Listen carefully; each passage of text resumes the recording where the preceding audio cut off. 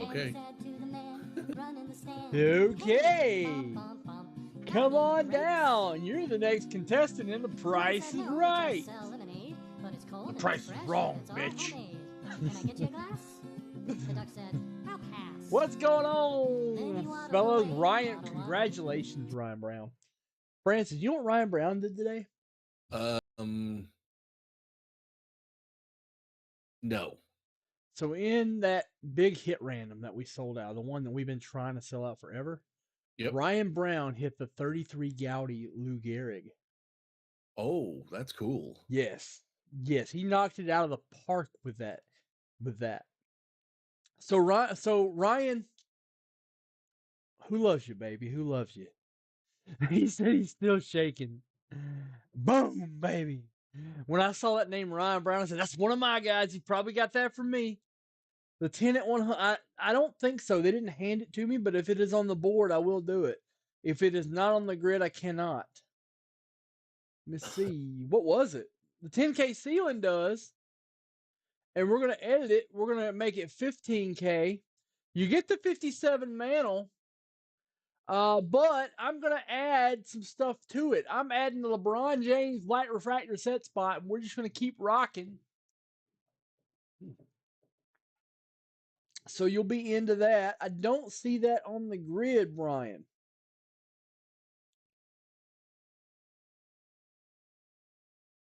It was not handed to me.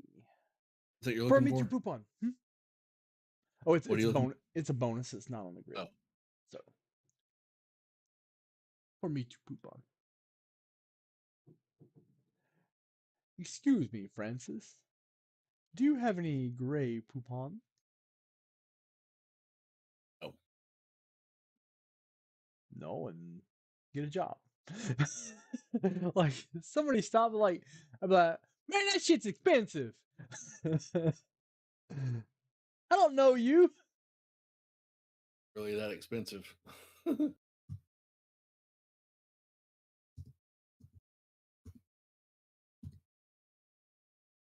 Yeah, Brian, I wouldn't really watch in their bonuses. I typically don't. I got a lot to keep up with just my show. I don't keep up with the bonuses they have. I, however, have some special bonuses. My bonuses are special. They are shortest of bus special. Let's see. We do not have squares. Squares did not work in the AM show. Nothing worked in the AM show, quite frankly. The afternoon.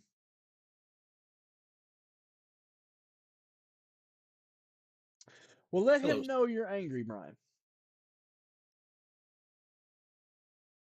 Don't take it out on me. I did not do it. Please send any email to that to admin@vintagebreaks.com. Actually, VB. I'm going to dox him. vbbeardy@gmail.com. There you go. vbbeardy@gmail.com. If you did not get treated correctly, that would be the best way to handle it. On this show, if we don't treat you correctly, we'll fix it. Or not. We may just tell you to kick rocks, you know? We just may make fun of you. Who knows? Yeah, we may make fun of you, you know? You don't know.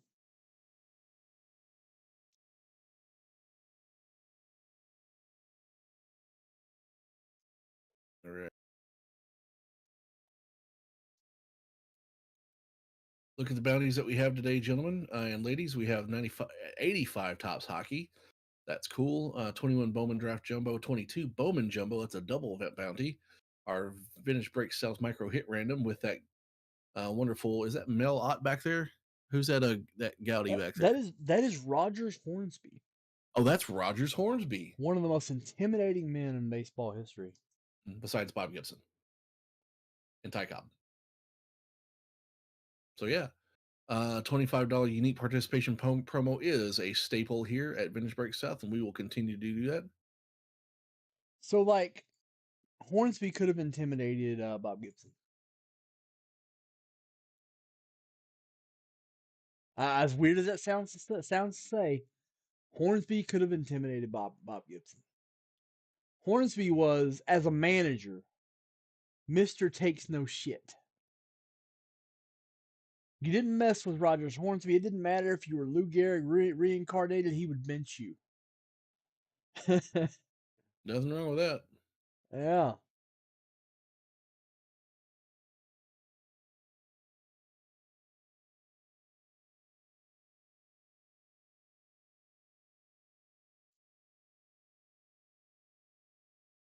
He did for a brief minute. Speaking of play for the Cubs,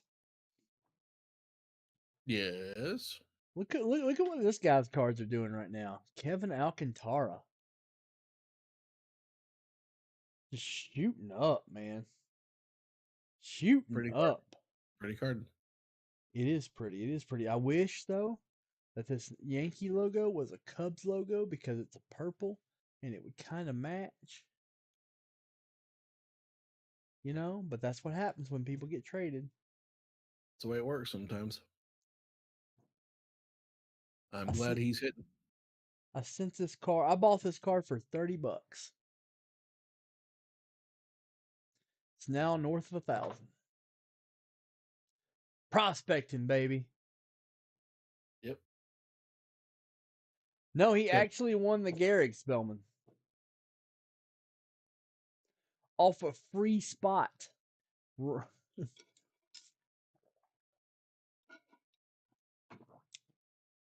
So let's get to dipping, fellas. 2021 Bowman Draft. I highly recommend the micro hit random. I highly recommend the micro hit random. 2022 Bowman Jumbo. I highly recommend. Let's just open it all. Let's just open it all. Why not? Francis, there's nothing stopping us from opening all this, right? There's no Hey, laws. I don't know. The only thing that's stopping us is whether they want to open it or not. There's And I nothing think between. Yeah, there's nothing between you and this box but air and opportunity. that's correct. I like that. I like that. My dad used to say that all the time.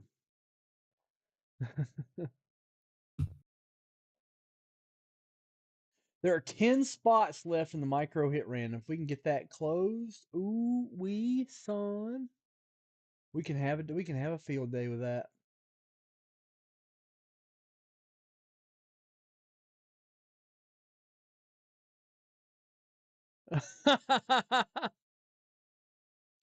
Sell it and buy you a shitload over stopping.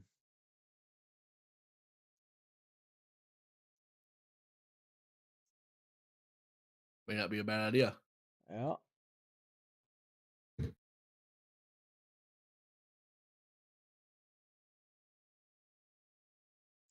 I think it's funny. He's a driver and his name is Verstappen. No, man, for going. You can groan now. That was really cheesy. Are you immune to this stuff now, Francis?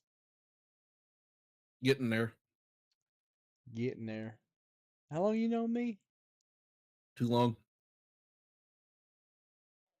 I'm hurt. I That hurts. can tell. You need to You think look hurt. about your word. You need to think about your words and how they affect people around Oh, you. I absolutely did. Oh, that hurts worse.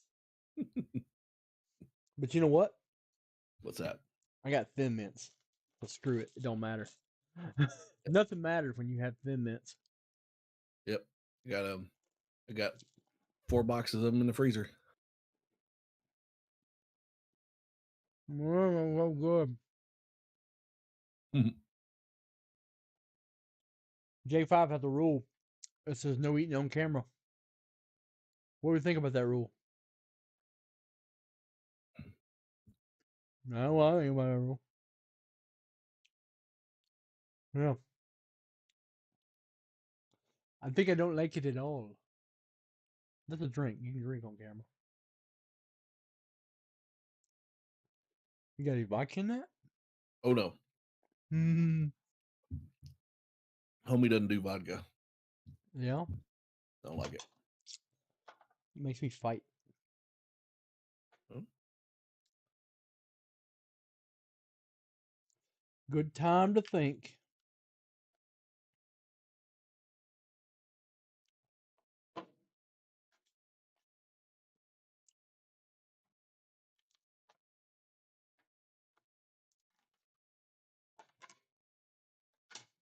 See what we have going on here. Any orders coming in yet here? Anybody done anything? Larry Conger got in the unique bonus. Thank you very much as always, Mr. Conger. He'll start our day off. Larry Legend. Legend indeed.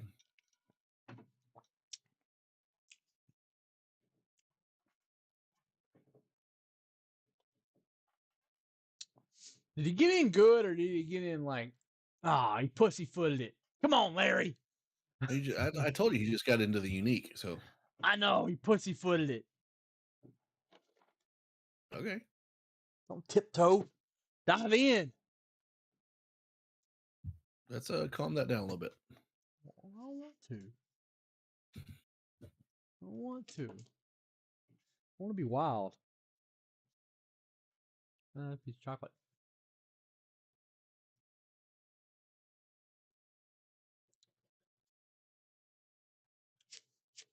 There were other big hits. I don't know who hit them. Did y'all know who hit them? I asked Blevins if he hit anything. I assume Rob Geis hit something because Rob Geis always hit something. $15,000. Pretty good hit there. Yeah, I'd take it. Absolutely. Take the shit out of that car. Mm-hmm. That'd take care of a lot of things for you. Yeah, I could buy more hookers. Oh, wait, did I say that out loud? Hookers and blow. All right.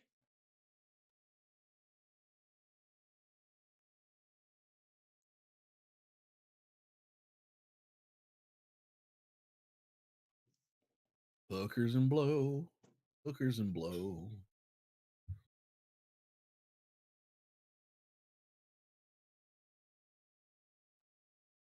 Yeah, Ryan Brown, I'm looking at your order totals. If all you ever hit, if you hit nothing else with in your time at Vintage Breaks, if you hit nothing else, everything was just flat zero, you're even. Yep. Gotta love that. You know, someone's got to hit it, and all these things, someone's got to hit it. Might as well be you. So Yep. give it a shot. We'd love to have you. Jeremy Servassier getting in the unique. Thank you very much, Mr. Jeremy Service. Now you're gonna yell at him like you yelled at Larry Yes, Conger? I'm gonna yell at Jeremy. What the hell? We got eggs, man. We're trying to do things. What the hell? We got eggs. We're trying to do things here. I'm opening eggs over here. Hey, bobbity beep and bobbity bopa. I'm speaking Italian. Don't do that. No. Just because you have a mustache doesn't mean you can speak Italian. I shaved today. You did. Now I know what my ass would look like if I shaved it.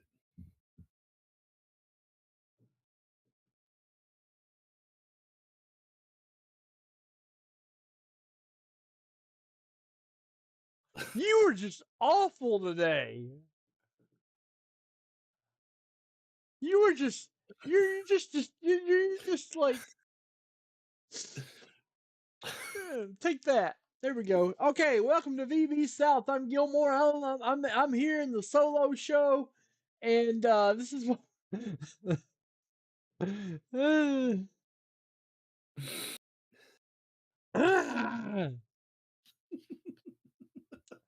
Now I'm angry.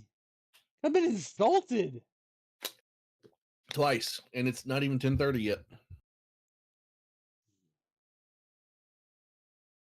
I mean, You will I can do this. rue the day. You will rue the day you have crossed me, Francis. Will I? I mean, Go will I? on, rue. Will I? I mean, will I? Start Will I really? ruin. Start ruin. Am I really gonna do that? Really? Really? Am I gonna do that? You got you got weird lips. Hmm. Whoa, you a ghost.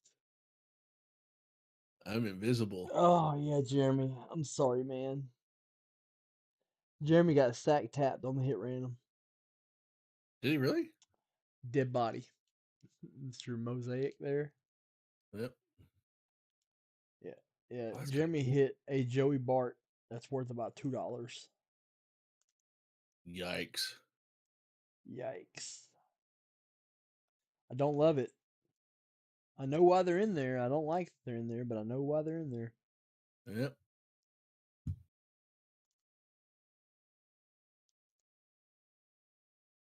What?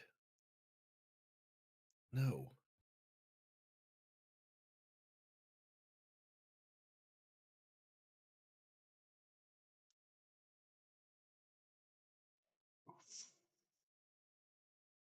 Yeah. The dice can get you. I asked Blevins what he got. What did he end up getting? Yeah, I saw that eBay guy talk about ruining the day. Yeah, you will rue the day. I'm like, how, man? I don't know. He hadn't replied yet. Andrew Blevins is an old man. He sleeps a lot. No, I'm kidding. I like to mess with Blevins. What are you doing? What are you doing? Why are you being weird? Why are you being weird? You're the one. You're the one running some kind of big head filter. Yeah. No. Well, I didn't know what was going on here, to be honest with you. I'm just trying to. There's a whole bunch of new features on my thing, so I just wanted to see if it was. Oh wow, that's weird. Like, I'm not actually a cat. I'm actually that thing where this guy was in a Zoom call for court and he had a cat filter stuck and he couldn't figure out Yeah, how to get it yeah, that was away. pretty. That was pretty funny. Yeah. Yep, they just added a whole bunch of features to my camera thing, and I'm like, what? Yeah. What are all these? These are dumb. So I have to play with them. I don't know. Francis is over playing with himself. I did say that. No, Spellman. The way the math works on those on that hit random is it's top end loaded, and there's some just there and you know it because you can look and you can see them. You know they're there. That's why we publish the list. There's just some stuff no one wants in there. There's some things in there you can't trade for a gas station ham sandwich. There's some stuff in there you can't trade for a date with Francis. And I'm a single dude. Francis pretty much go anywhere, right? Hey Francis, Anyway, you want to go to? Yep. I mean, I mean, depends on where it is.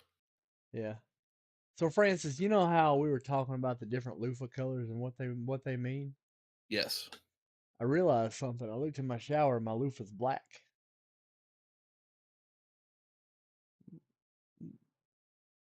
You're like, I thought that about you.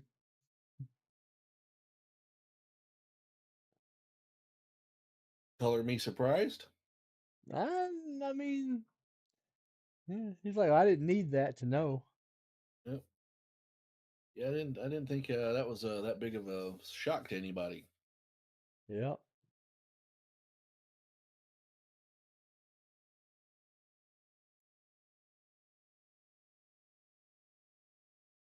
Spellman, I'm a little afraid of cousin Deb here. I'm not exactly sure Hmm.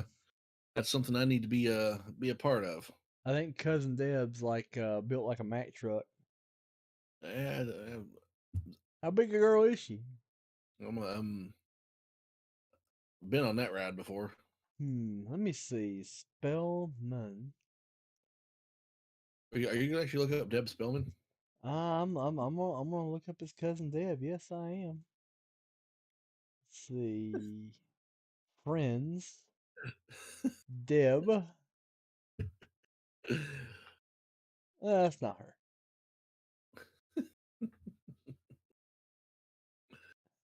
He said, "Be afraid. Be very afraid."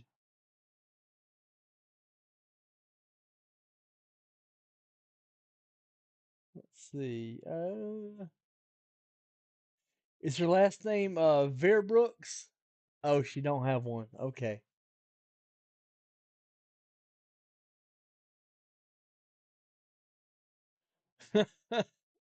We'll see you, Ryan. Janet Jackson got out of the car looking more like Freddie Jackson. I don't know who is Freddie Jackson. And who else gonna get into my sweet ass bonuses? I was expecting you to just stop at sweet ass. Get into my sweet ass. Who else is going to get into my sweet ass? Bonuses. $100 Monopoly spins, one per customer, along with the eggs. What are you doing? Unique Monopoly spins now? Sometimes during the week we throttle them. We do them one per customer. Just give them a little taste. Give them a little taste.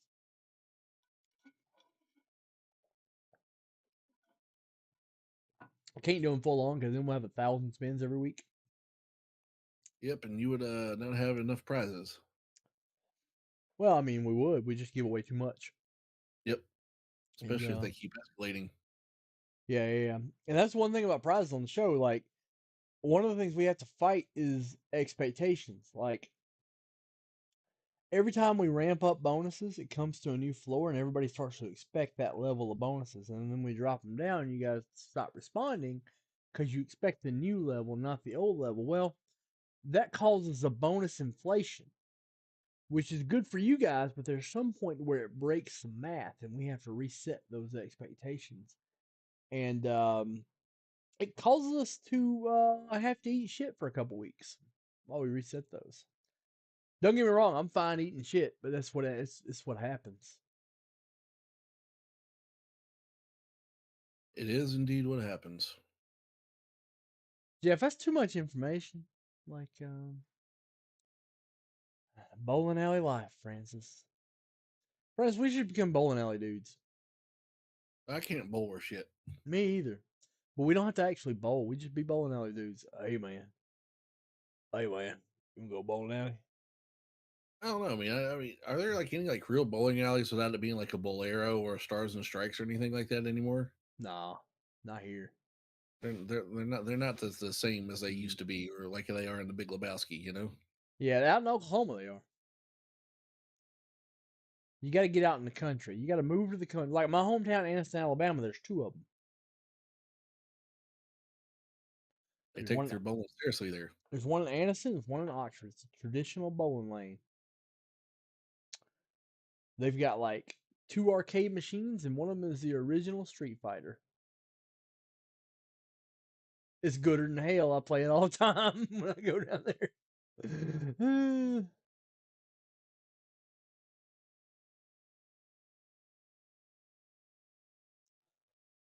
Real ass bowling alleys.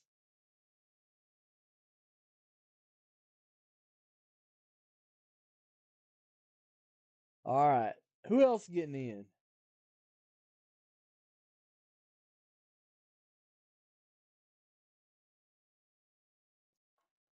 It's gonna be one of them nights, man. Gonna be one of them nights. Been a struggle tonight. Yeah.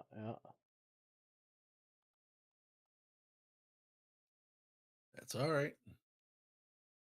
Yeah.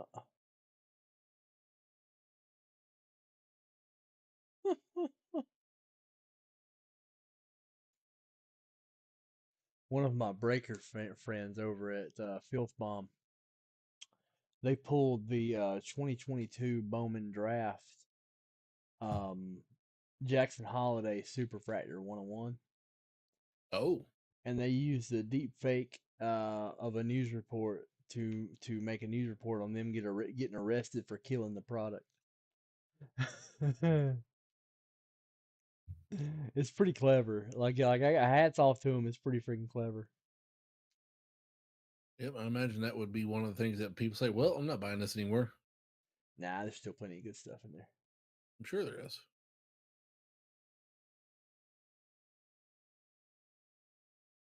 What is this mess? All right, let's see what this mess is.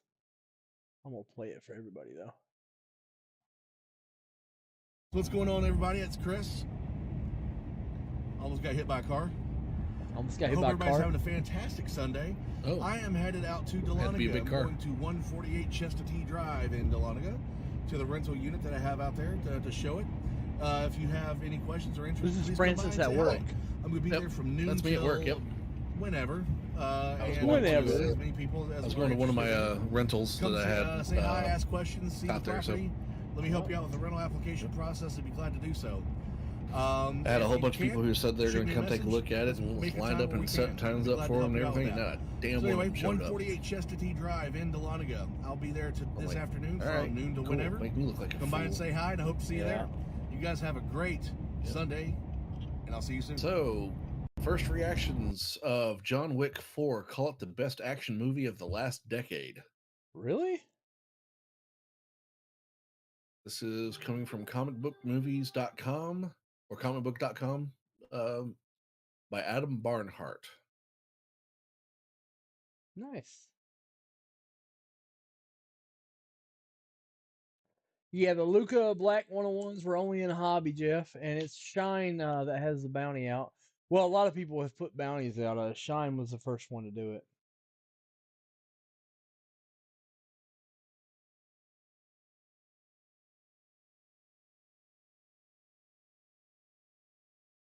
Chapter 4 is absolutely huge. It is long, but it is outrageously good set pieces more than make up for it.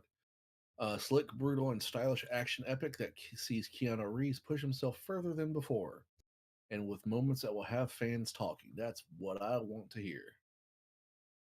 Keanu Reeves and Donnie Yen are absolutely amazing in the film.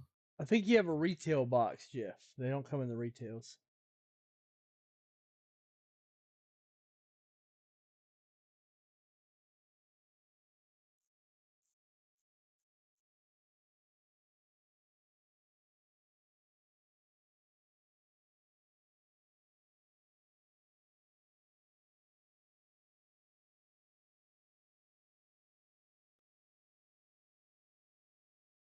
All right.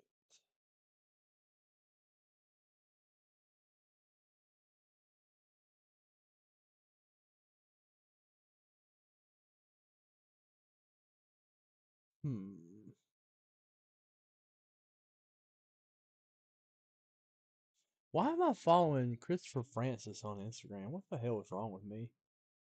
Got nothing better to do with your time. Yeah, I need to be more selective about what I do. Oh, I am following a lot of hoes though. Let me tell you. I swear to God, it's unintentional. It's just, sometimes you end up following hoes. Gap Tooth Snodgrass does like Americana and country music photoshops. He'll take your album cover and do this. Morgan Wallen's new album cover. He's Morgan Wallen, raw dogging in the fart box. He changed the name. That's appropriate. Brian, I don't know. I got them. If they're on, I think so. I'll double check in a bit. If he didn't, he hadn't given them to me to do so. So that Jackson Holiday they hit, they were having like a dead show and whatnot. And guys said, well, if you guys don't want this box, I'm gonna open me a box. I'm gonna buy me a box of this stuff.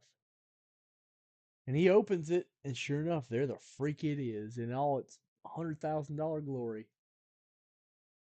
Actually, it might be about a $500,000.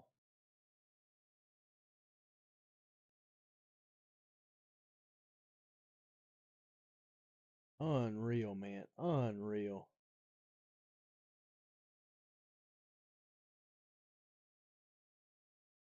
According to Rock Candy Magazine 3 days ago, they've listed the top 10 rock albums of the 1980s. Gilmore, what do you think the Take a top look. rock Of the 80s, Hysteria. Let's see. Let me see here. Now, Hysteria, according to Rock Candy Magazine, now this is just through them, did not make the top 10. Back in Black? Black in Black is number 2. Pyromania. No, there's no Def Leppard in the top 10. Oh, it's invalid. It's invalid. I don't know if I agree or disagree with that yet because I haven't seen the rest. I haven't seen this yet. So let me. Dire So anyway, Straits, Brothers in Arms should be on there. That was well, great. this is that.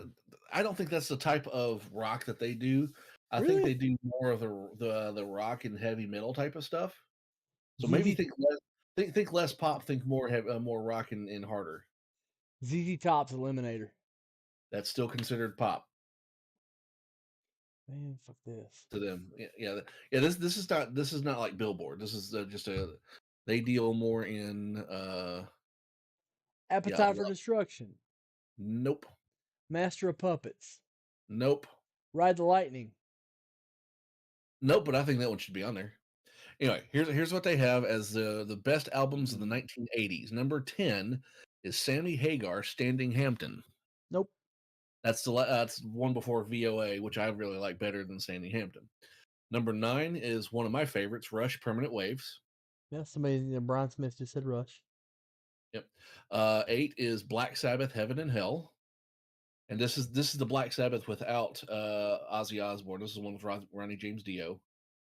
7 is Triumph, Allied Forces. That's actually a really good album. 6 is Iron Maiden, Power Slave. Okay. Can't go wrong with that. 5 is Dio with Holy Diver. Oh yeah, that definitely held up well. It held up very well. 4 is Ozzy Osbourne, Diary of a Madman. Not the 3 Ballad of is Oz. Not the Blizzard of Oz. I, I don't know which one I would like better. I have to take a look at the but I think Diary was really good. That was also there right in the middle of the MTV generation. So you're seeing a lot of videos and stuff like that. So it had a lot more stuff that was more out there. 3, Van Halen, Fair Warning. Not 1984. Nope. Number 2, Okay. AC/DC, Back in Black, and number 1 is Rush, Moving Pictures. All right. That's my favorite Rush album. I'm cool with that, but I do kind of question where they're getting their I'm not a Rush guy, but like I think it's kind of revisionist history to not put things like Aerosmith's Pumps in there because it's too pop, I guess. Well, Pump was 1991. It's 89. Pump was 89? Really? No. I think so. No way. I thought it was later than that. Look it up. I'm doing it right now. Let's see here. 1993. Oh, sorry. Pump was Get a Grip was 1993. Sorry. Yeah. That's what I was thinking of. Pump was 89. Okay, that's the one where the two trucks are humping themselves. Yeah. Let's see. That has the only things that it has on there that were any good were Janie's Got a Gun and What It Takes. There's more stuff down there. I'm looking at the list right now. Yeah, I'm pulling it up. Young Lust, Fine, Going Down, Loving and okay, Loving and okay, okay, there it is. Fine. Yeah. That Joe Perry Dulcimer Stomp was bad as hell, by the way. That was really good. That's the other side. I got that. Okay, yeah, my mistake on that. Yeah, that's not a bad album. You've got to be. I'm not a big Aerosmith fan though.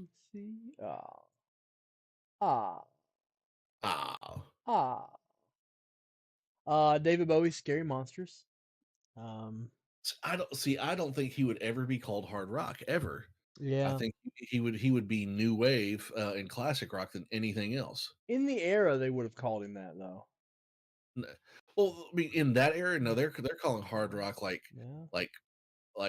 Kiss and Iron Maiden and Judas Priest and stuff like that. So he would never fit in with that. Yeah, you can't put Styx on here. Could you put Foreigner on here? Because four was a banger. Arena rock. Yeah. I mean, I think they make a great. I think they make a fantastic band. Yeah, but this list was compiled by a man named Grant Spainhauer. So if you have problems with the list, please do mention that to him because I think it's a. Which I think Iron it's Maiden was on there? Number of the Beast. Iron Maiden was Power Slave. I don't know about that over Number of the Beast. But... Let's take a look here. I'll take a look. Power Slave. Let's see here. That's the one with the Aces High, 2 Minutes to Midnight, Lost for Words, Flash of the Blade, Duelist back in the Power Slave, Rhyme and Ancient Mariner. Oh god, that's such a good album. That's such a good album. I don't know, man. What's up, Dalton? I'll stick to I'll stick to the lighter list that has things like Def Leppard on it. Yeah, I agree with that. I mean, they absolutely have their place, and I have no problem with that. Pyromania was badass. Power Ranger was a great album, and Hysteria was even better. What about Texas Flood by Stevie Ray Vaughan and Double Trouble? Oh, I love it. Anything Stevie Ray Vaughan ever did, I loved. Kill 'Em All, Metallica. Yeah, I actually did. I didn't. I wasn't a big Metallica fan before. Before And Justice for All. See, Number of the Beast had the Number of the Beast, obviously, Run to the Hills, and Hallowed Be Thy Name. Children of the Damned. It's not bad. Not bad Jeff, they were great long after Clark died. Long, because yeah, the Terror Twins were great, but Def Leppard had a long life after Clark's death, and their drummer almost dying.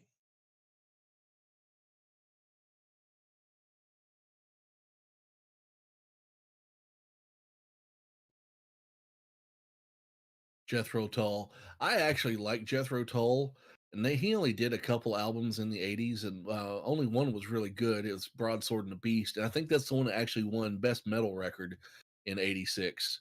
It beat Metallica. Yeah, but it's a fantastic album. Yeah. I mean, it's my favorite Jethro Tull album. I actually think Appetite for Destruction is the most important album of the '80s, but whatever. It's most important. It's it's either it or Thriller. Well, Thriller is the easiest choice for number one because it sold the most of all time. Yeah. See, it really kind of put the stamp on that glam metal era. Yeah. That LA metal, LA Guns and Kicks and GNR and stuff like that. So yeah, that's very important now. And like I said, it's right in the heyday of MTV video and all. So yeah, everything they did was online or on TV. So yeah. Yeah, Thriller is still the most popular album of all time, the highest selling album of all time, and still growing. Amazing. Oh yeah, Bruce Springsteen's Born in the USA. Yeah, it's a very popular album. Franny's not a Bruce guy. Nope. Franny, this is Bradley Aldrich. Bradley Aldrich and I are diehard Jason Isbell fans. Americana, that whole scene. We have very similar music tastes. So everything you disagree with me about, you probably also disagree with him about. It's possible, and that's okay. It's just a taste thing for me with the boss. Although Brad, I don't think gets violent like I do. I'm not fine with some stuff existing. Like I don't think it should exist. Well, you can't change it; it does. So, yeah, I know. So, for those who are asking, the number one selling album of all time is indeed Thriller, with over 70 million copies. Yeah, Thriller was a different beast. Michael Jackson's different. Michael Jackson, like the people that got to his height is just the list is two. It's Elvis and Michael. That's it. Yep. Do you know what the number two selling album of all time is? The Beatles' White Album. No. Correct. Matter of fact, the Beatles don't even have anything in the top 10. Really? That's because of era. No, it's not. This goes over several different eras, actually. Wow. Number 2 is AC/DC Back in Black. That tracks. Yep. 3 is Whitney Houston, The Bodyguard. I can see that. That was Yeah. a It's heater. it's claimed over 45 million records worldwide. Number 4 is Pink Floyd Dark Side of the Moon. All right. 5 is Eagles Greatest Hits from 1976. Come on. And what makes it worse is that number 7 is Eagles Hotel California from the same year. What are we doing here? 8 is Shania Twain's Come On Over. That was actually good. That was a good album, actually. Yeah. Mutt 9 Lang yeah. knows what he's doing. He's done a few bangers of his own. Yep. 9 Including is Shania. yeah. In more ways than one. 9 is Oh, Fleetwood man. Mac Lucky Rumors. dude. Yeah. And 10 is the Bee Gees Saturday Night Fever. Yeah, see, I thought Fleetwood Mac was better without Stevie Nicks, but if there was no Stevie Nicks, none of us would know who Fleetwood Mac is. Yeah, well, yeah. If there was Stevie Nicks, there would be no Fleetwood Mac because she came along with Lindsey Buckingham when they joined the group in '76. January 1st, 1976, I think is when they started. And so yeah, it's like if she doesn't come, I don't come either. So they had them both, and the rest is history. I'm gonna play my favorite Fleetwood Mac song. When the critics and the audience. Which is what? It's a song called "Oh Well." Yeah, that's before Stevie Nicks. Yeah. This is a great. Yep. And like, it's a big difference what this is and what they became to be underneath. You think of the Stevie Nicks songs, Yep. and this sounds way different. Oh well. Yep. They were more of a blues rock and with more on the blues than the rock thing. Yeah. So yeah. You can listen to this and hear some like this is what inspired Stevie Ray Vaughan and other artists. Yep. No, I agree with that. Yeah, and Lindsey Buckingham is an incredible guitarist. I mean, if you listen to the Fleetwood Mac live album, The Dance or whatever it's called, where he does the solo of Big Love, just does it with him and a guitar and his voice. He's all over that fretboard. He is so good. Yeah.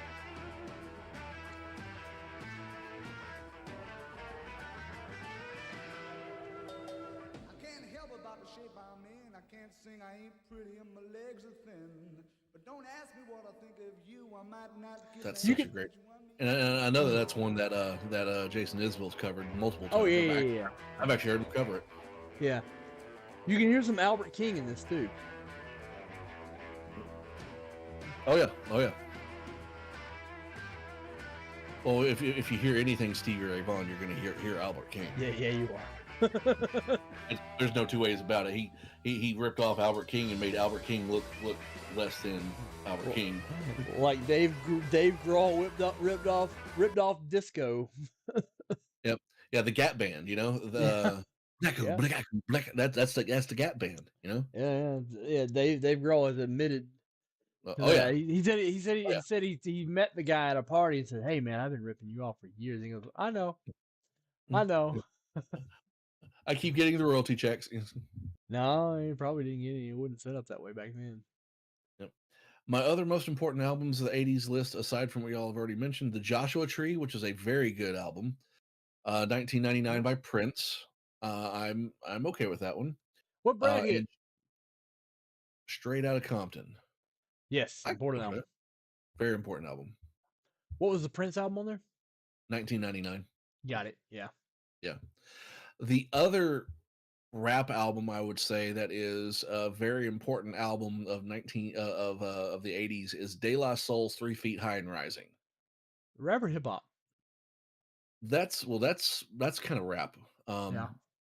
Because that was really the first one that really got really into sampling and making it more of an art form as opposed to what Vanilla Ice did. License to Ill's incredible album. Guys, can we finish this 2021 Bowman Draft box? Put it up there. I got it up there. I even got, I even got bounty. It's on the bounties. It's on everything. It's like it's sitting there. It might have a sweet ass Marcelo Mayer in there. Marcelo Mayer's kick ass. Let me put a link up there. 2021 Bowman Draft. 8 spots left. $85 a spot. Let's do it. I feel like Saturday Night Live, and I'm you're Chris Farley and I'm Adam Sandler, and I'm going, let me pet your dog, and you're like, let the boy pet your dog. Have you seen that skit? It's hilarious. I have not. It's hilarious. Yeah. What's going on, Arnie Chura? Arnie will probably get in. Yep. Arnie loves this stuff. Chronic was 1991. All right, so the eggs are loaded. We got tiered eggs. Yeah, you did call your shot. You got briefcase 17, Danny boy. The pipes are calling.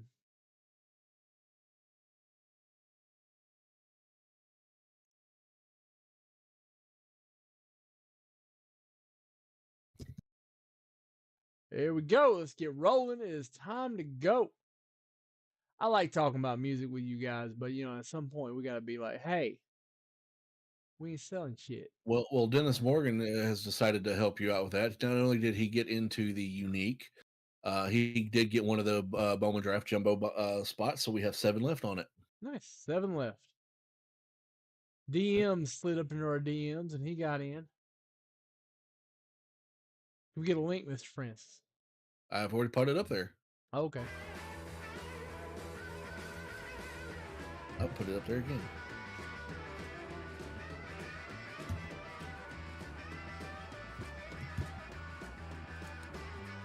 See, there it is right there again. Now, when I talked to God, I knew he'd understand. He said, stick by me and I'll be yours. Here's Isbell's Oh Well. It's a little more polished. Yeah. Because honestly, they got better equipment. But it's Isbell and Sadler Vaden.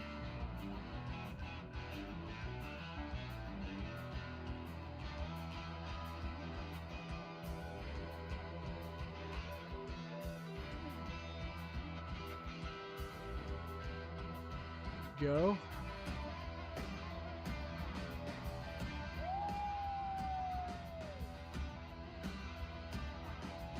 The country I listen to is album oriented.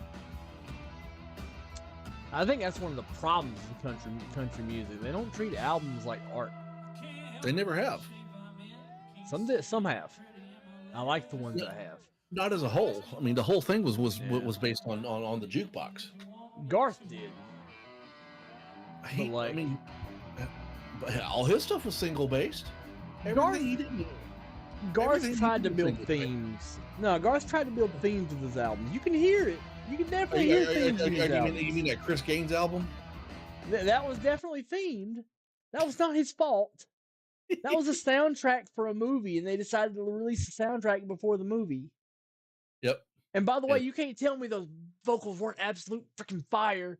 Listen to Lost in You and tell me you don't feel something. I'm just saying that the country music scene, it has always been, for the most part, very, very singles based. The Highwaymen. That ain't how they did it. They still had singles. They every one of them had singles. Everybody has singles in all the music. Everybody has singles. But literally and figuratively, that's what Nashville was based on. Yeah, but when you bought Thriller, and that's the most you bought it because it had Thriller on it.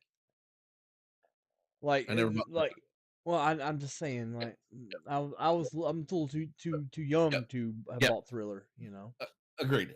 Yeah, I know what you're saying on this. But I bought the Batman soundtrack because it had Prince on it. but what I'm saying to you is that it wasn't. The country music for years and years and years was based off of what you could put in the jukebox at when you went to Waffle House or it still is. The bowling alley. It still is, but they also sold a lot of singles, a lot of 45s. That's who kept 45s in business for a long time. I mean, and Steve Earle has actually has written about this and has talked about this a lot.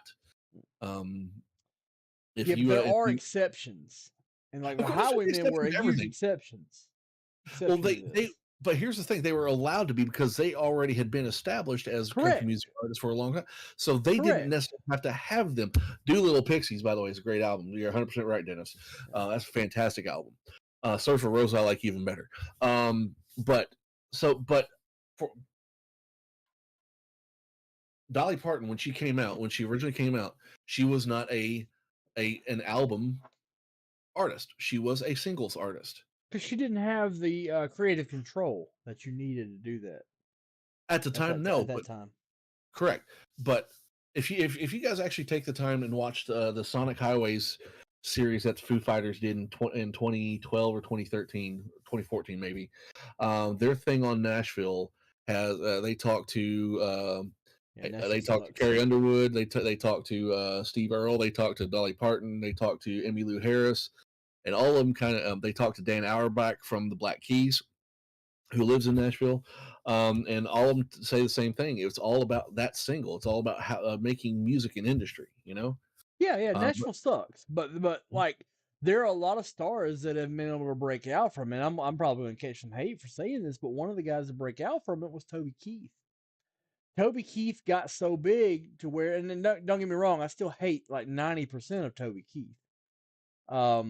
Like he was able to do things his way after he got enough clout to start his own record label. He was even though his record label was still mostly owned by Mike Curb of Curb Records, he was still able to do it. Like that's why you saw a lot of his other music get a little campier. The "How do you like me now?" And he sucks. He does. It wasn't bad, but he did what he wanted to do, and he made albums. They're bad albums, but he still made albums. But yeah, but again, it's all about the singles. Yes, it is. It's all about the singles. It is, but like it can be both. It can be both. Like Southeastern by Isbell is an album composition start to finish. Not the same. I know it's not. It's not Machine. It's not Nashville Machine. Yeah. But there exists more that's not in the Nashville Machine. The Red Dirt scene, they're making albums. The independent scene, they're making albums. The Americana country scene, which is what Isbell and these guys are a part of, they're making albums. Tyler Childers and Sturgill Simpson are making albums. Yes, Sturgill's albums have a direct theme. Yes, but they're not part of the country mainstream. They're I know, but like I'm talking about it all. You're proving my point. You're proving my point. No. Yes, you're proving my point. Well, hold on. Go back. I said guys I listen to. Differently. True. Yeah, I understand that. Yeah. Like I'm not talking. I'm not even disagreeing with you here. Nashville Machine stuff is built around singles, but that's not what I listen to. I get that. I get that. Yeah. Zach Brown is one of those who's considered an outsider. Now he is. He didn't used to be. He was to begin with. He have you not heard the story about Chicken Fried? Chicken Fried was played to death. But before I don't know the origin story of that, but like I would be really surprised. It was major label. Let's see, Zach Brown. So the thing with Chicken Fried is that he wrote that a long time ago, and he let a band have it, and he's like, yeah, that's fine, you can do this as long as you don't use it as a single. It was the Lost Tractors, actually. I've never heard of Lost Tractors. Yeah. 3 months later, after he gave them permission for it, it came out as a single, and he was the one singing it. So he actually sued the producers, gave them a cease and desist. And this was not a minor producer. This was like the guy who was running Nashville, and he basically told him to F off, and he backed down. He got him to back down. So well, you think he would lose that lawsuit? Yeah, he's been blackballed. He was blackballed by Nashville for a long time. But like he put out his stuff on Atlantic. Yeah, Atlantic's mainstream. Nashville. Yes, he did, but like I'm You're saying, saying it took him a while to get there. yeah, he Okay. did it because he told one of those big wigs to go kick rocks because you didn't hold your bargain, you know, Yeah. and won. So Yeah, but when they blew up on on a mainstream Nashville label. sure, All sure, right. of course. Yeah. And there's nothing. I'm not saying anything bad about that at all. Not even. Yeah. All right, here we go. 2021 Bowman draft picks and prospects. Oh gosh, here's Blevins. It was a sad day. J5 called me erroneously when he was announcing the T206. Ty Cobb then figured out it was supposed to be Bradley Aldrich. I had to make the walk of shame back home. It was a tough tease. Well, congratulations, Brad, but I'm sorry, Andrew. Yeah, that's a hard. That's a hard one to swallow. Yeah.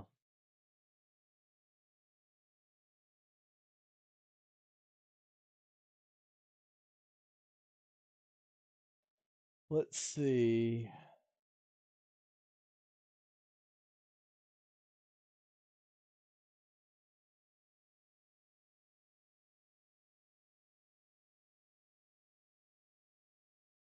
Dennis Morgan got us rolling. Only got 7 spots left. I got a briefcase to spot 1. So if you want to get in, get in. If you don't want to get in anyway. We're going to hit something awesome in this box. Well, that's a disclaimer. I have no idea what's in this box. The rig pedal don't work for boxes. I got news for you. If it could, I'd be rigging it for myself and y'all wouldn't get nothing. I'd be a professional box buster and I wouldn't be live right now. I'd be in a tank top eating chicken opening 2021 Bowman draft. Going her PSA.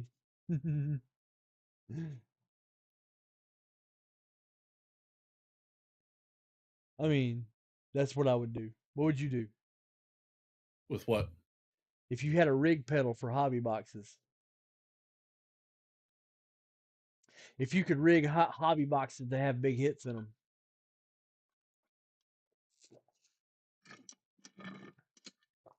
I'd have a whole lot of one of ones.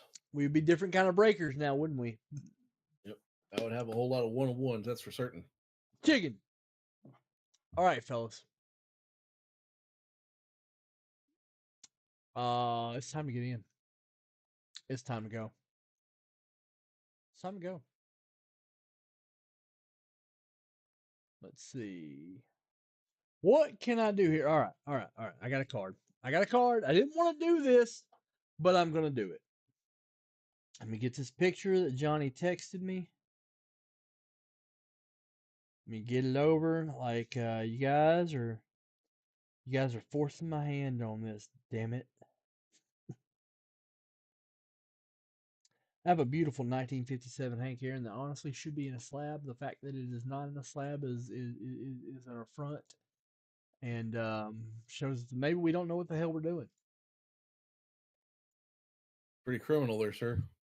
Smooth criminal. It does have corner problems. It probably 3 or 4, but it should still be subbed. Let's see. You sent that to me. That's very nice of you. Yep. It doesn't mean you get it. I know that. I'm just making sure, man. You know.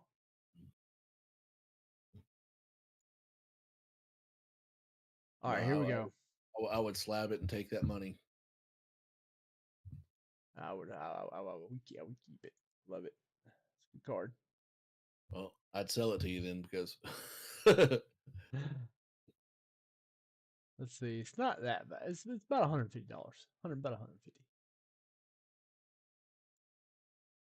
Let's see. Let me erase my sleeper prospects list. No, I don't want to erase that. I'm gonna save that text because I might need it.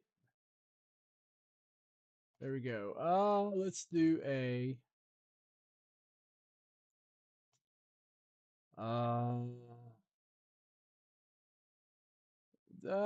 10 at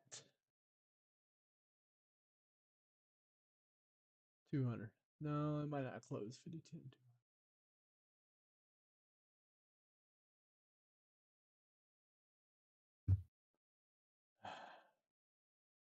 10-200. It's got to be 10-200. I'll be liberal with the roundups. TA 1957 tops Hank. Here we go. 10 and 100, winner take all on a 1957 top Hank Aaron.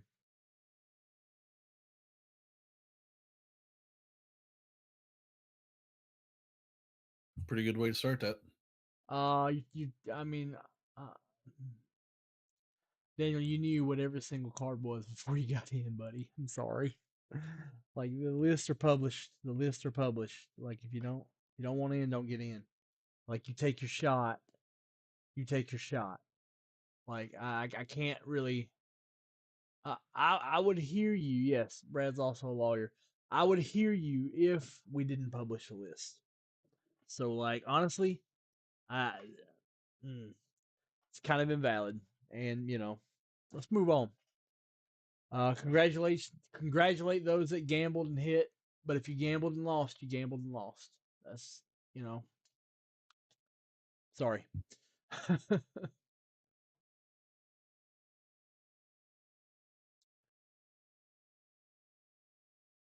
um, no, some of them cards in that hit random can't. That Joey Bart's never gonna be worth anything.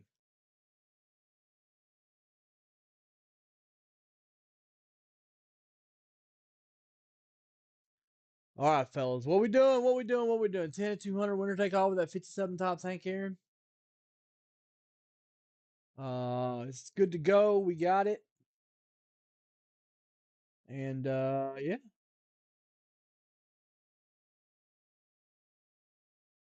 Would love to get into some stuff.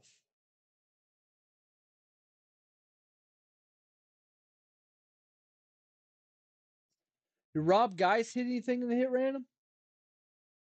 He really wanted the Pete Rose. Who hit the Pete Rose?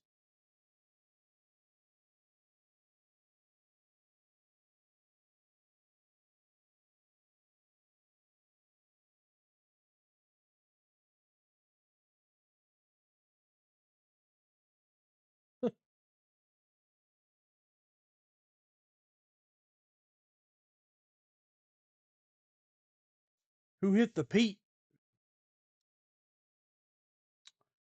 I got that 57 tops Hank Aaron, 10 at 200. That's a good one too. Kind of Yeah, pretty. yeah. Just a little bit extra oomph, a little bit extra hammer.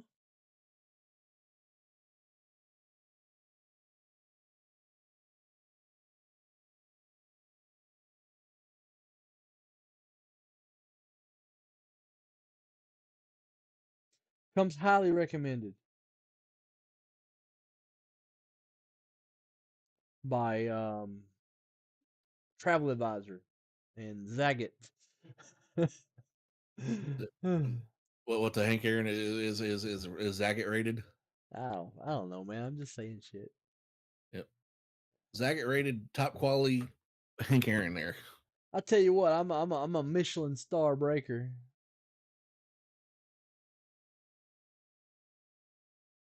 I mean, number one in my book. John Bernthal is returning as the Punisher in Daredevil Born Again. Thank God for that.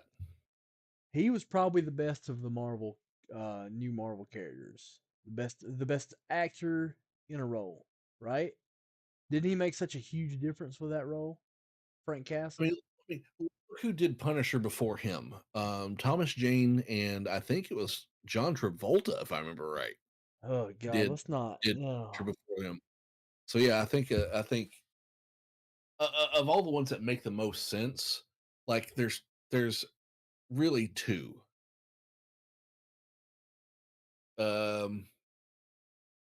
Robert Downey as Iron Man. Oh yeah. Nobody else can ever do that. Not like that ever. And Well, he then opened Frank, the floodgates. but yeah, who else could you see that would have the same gravitas as he would have? Same thing with John Bernthal in Punisher. He carries it that well. Yeah, he's not on Downey's level, I don't think, but like, But nobody else could do it. Yeah, like the thing about the Punisher had a high flop potential. Oh yeah, Like it flopped at least it, maybe 3 times. it could have been bad, awful. But because Shane freaking Walsh plays an amazing psychopath, it did well. You're not wrong there. Bitch ass Shane Walsh. Yeah, so early Walking Dead people got a lot of hate for Shane Walsh. We don't like him. Not as much as we hate Lori Grimes, though. So John Bernthal, Thomas Jane, Dolph Lundgren played Punisher. I'm sorry, that's right. I remember that. Travolta was Ray Saint. Stevenson, John Beck in I'm picturing Ray Stevens playing the Punisher, Ray like Stevenson. Ray Stevens of Mississippi Squirrel fame. Probably not. No. Don't look no. at the. Yeah, he was in Punisher Warzone. All He right, was actually fellas. the. Yep. Why can't we get anything? Well, why can't we get? Why can't we get anything close? What's up with that? What's up with that? I am whining. I am whining. Yeah.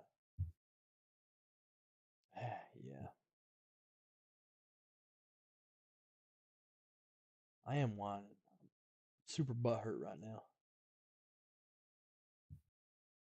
You ever been super butthurt? Many, many times. Mm. More than I should. Mr. Butthurt. Yeah, it happens. Yeah.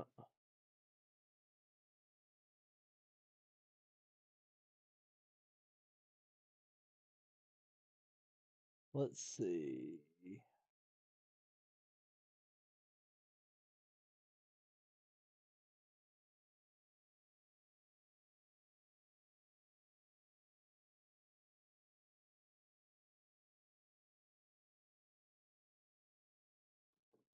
Yeah, Shane Walsh. Shane, the character in Walking Dead, is played by John Bernthal, who is also the Punisher in the Netflix adaptation of the Punisher, which is the best adaptation of the Punisher.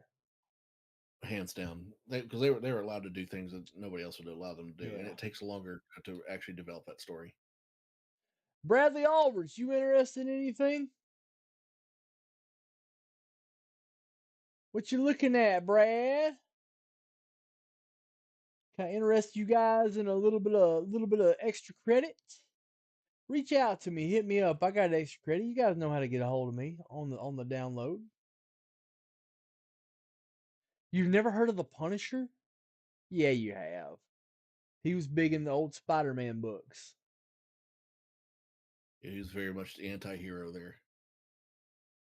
Well, he's a villain at first. Mm-hmm. Yeah, but he didn't come around until like the late 70s, early 80s, though. Yeah. So if you weren't into the Spider-Man comics or anything before then, you may not have heard of him. Well, I didn't do anything before like 1978. Mm-hmm. Yeah. Not a thing. Well, he was. I didn't That's exist. right. Kevin Nash was the Russian in the Tom Jane Punisher. You're right. Oh.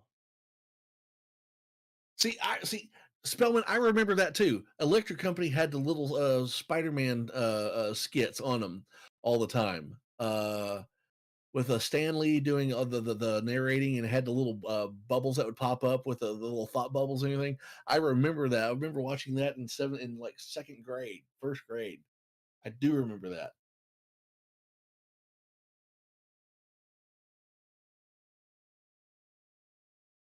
You know who else was on the Electric Company at that same time? Who dat? It was the voice of God, Morgan Freeman. Morgan Freeman. Morgan Freeman got his set on Electric Company.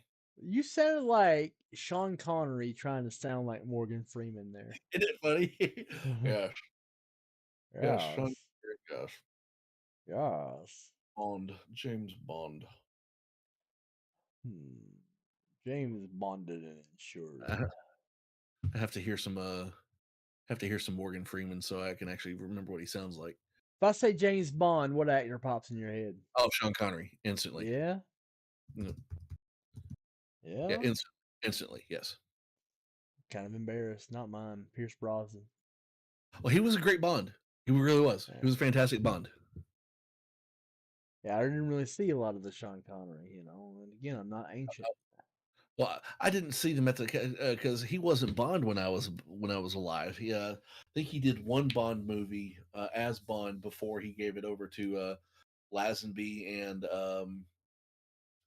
Roger Moore, because I think Roger Moore was 81 when he came in. If I remember Yeah. right. I don't know. I can look all that shit up. I'm just making up numbers.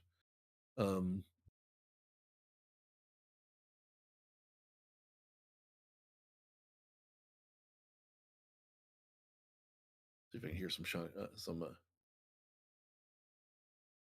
You may be listening, but you ain't hearing. Could you hear that? No. Because I actually literally just pulled up a video of Morgan Freeman. He said, "If you can hear this," I'm like, "What?" What? Right after you said, "Yeah," that was like, "How could you hear that?" I've got my headphones on. I'm psychic.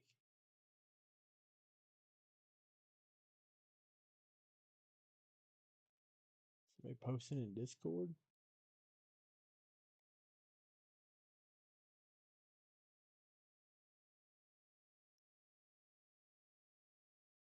Who's PDX Blazer? He just posted a Morgan Freeman video inside Discord. In VB West. We South, partner. You in the wrong one, fool. You in the wrong Discord, son. It's alright. We ain't got nothing going on here tonight. Oh, that's Dennis Morgan. There you go. I'm having a sad.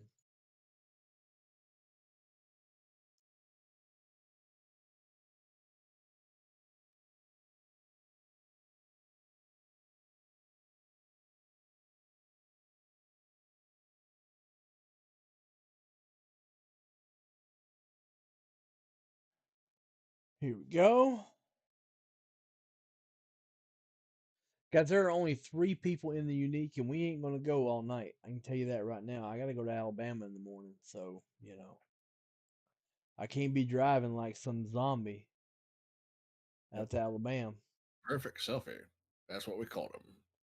And get in your head. Head. Where's your head at? Where's your head at? I remember that song. Yeah.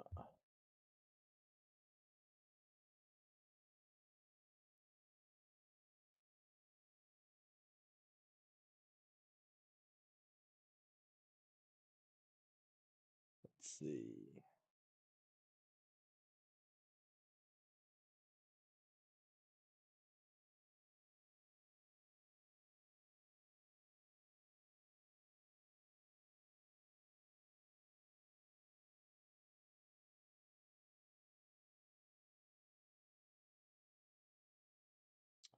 All right, fellas, got all these bones. $150 eggs with prize tiers. We can get the 10 eggs. We got a prize. 20 eggs. We got a bigger prize. 40 eggs. We got a mega prize.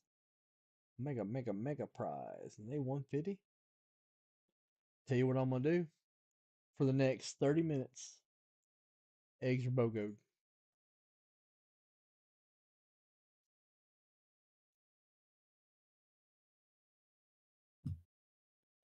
BOGO eggs till midnight.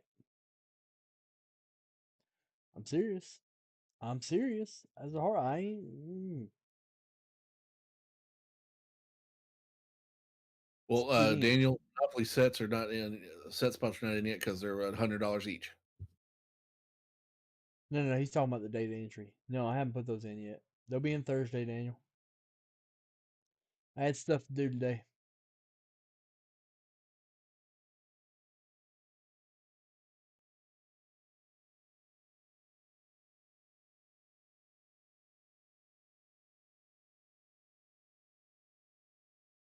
Had stuff to do today. I got stuff to do today. I love Cat Williams.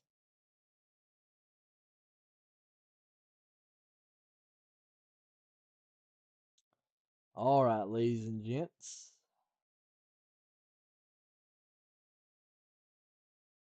Hmm. Hmm? Oh, this is slower than I expected. Yeah, Tuesdays are sometimes rough. They're not normally this rough. But like also the North went really hard today. And sometimes when the North goes really hard, it saps everybody's cash out. And there might just not be any to get, you know. Everybody shot their wad, you know. You know how you do when you gotta pace yourself. Yep. Hold on loosely. But don't let go. That's right. Gonna lose control. I mean, hell, we might as well just kept talking about music the whole time, you know. Oh, it could. Hey, don't forget, guys, if you guys haven't checked out, we actually do have a new Vintage Breaks video going up, a new Vintage Breaks team, if you will. Vintage Breaks Midwest. We do? Yeah. Didn't you see them a couple days ago? Well, I set them up, so So they're using your stuff. yeah, they are. So they're based out of Michigan. A couple Michiganders, and Are they so Upers? I don't think they're Upers. I think they're Detroiters. Oh, Kind of in that area. So, or Ann Arbor, somewhere in that area. So, definitely not Upers. So, yeah, if you're interested, they go on during the day, and I'm sure they would like your support as well. But if you go on the Vintage Breaks website, they have their own little tab and everything. You can see what they have in their inventory as well. We don't want you to take away from ours, of course. We want to be your primaries, obviously, because we like you better. But yeah, go give them some support and all that as well. Give them some love. guys, you know the South tab is accurate right now. And nobody else's is. No, the West is accurate, and yeah, they're all accurate now. Mine's normally the only one that's not accurate, but now mine's accurate.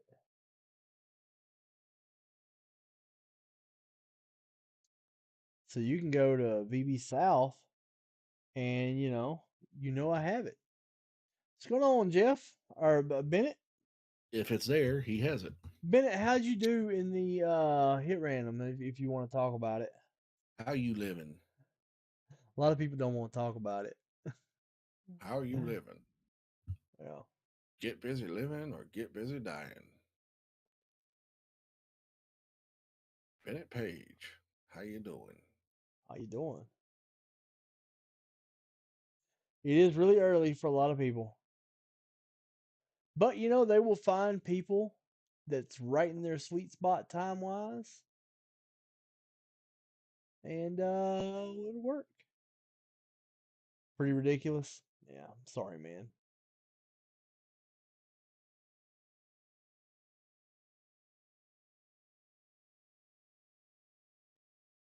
We designed that when cards were at a certain level and the market came down. So our response to the market coming down was we're just going to give away more spots. That's why we gave away so many spots in that.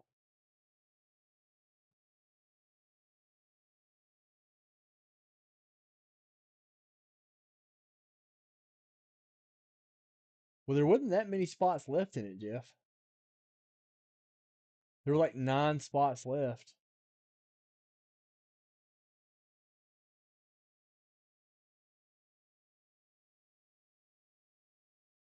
Oh.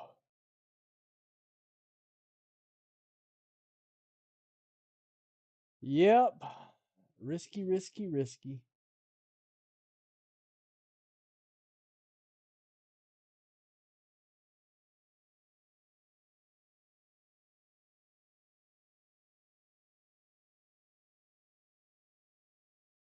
Yeah, they are kind of more of the AM crowd here.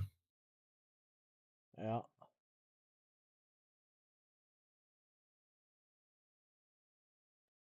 I kind of wish they'd take over my Monday shift. I'm tired. I'm tired of that Monday 2 o'clock. I hate doing it. Well, I hate doing it. But like Let them take it over. next weekend at the event, I gotta do Saturday night at midnight, and they want me on. So they want me on Sunday at 9 a.m. Why? I don't know, but that's what we're gonna do, and we're gonna see. We're gonna give it a chance. So that's not this week, but next week. That's it's really early, sir. Yeah, but if we want to go do something, Sunday nights, I'll have the night off, That is true. You will have the night off. so we can go. I get thrown out of somewhere. Nah, I want man, I'm in Georgia. That means I'll go to Chick-fil-A. I want a fried bologna sandwich. Not on Sunday. You won't. Damn it! It's on Sunday. Oh, man. All right, Popeyes. That's my backup. Popeyes biscuits will choke you out, though. Yeah, they're dry. Dry AF. Yeah, got me thinking about fried bologna sandwiches now. All right, 2022 Bowman Jumbo is an excellent product. That's why I have it. I don't stock stuff I don't like. 2021 Bowman Draft. Guys, baseball season is coming up. A lot of these prospects are going to see some movement soon. So, what are you waiting on? What are we doing? What are you waiting on? You need an invitation? Here's your invitation. See what I did there? Yeah, that's what I did there. You see what I did there. You love it. Let's see. Got that Hank Aaron up in the 10 at 200. Monopoly spends $100 customer. Toby Keith had, yeah, why not? Of course, Toby Keith had restaurants. How do you like me now? Well, not very much, actually, now that you mention it. He asks the important questions. Like, how do you like me now? Well, not much. Not very much. I don't hate Toby Keith. I firmly recognize that Toby Keith is capable of making good music. He just only did it on one album,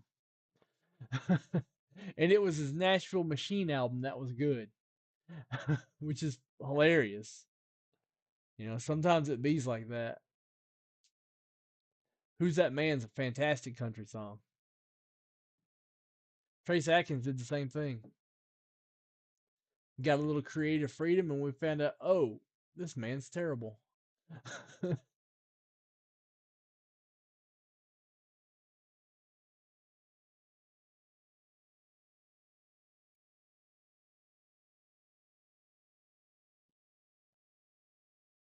All right. See if anyone else got in. I know Bennett and Brad were in the room. Whiskey Girl's a terrible song. Nothing yet. I don't know the Whiskey Girl. It's not. It's probably not fair to call Whiskey Girl a terrible song. It's not a song I enjoy. I can see some people would enjoy that song. I'm just not one of them.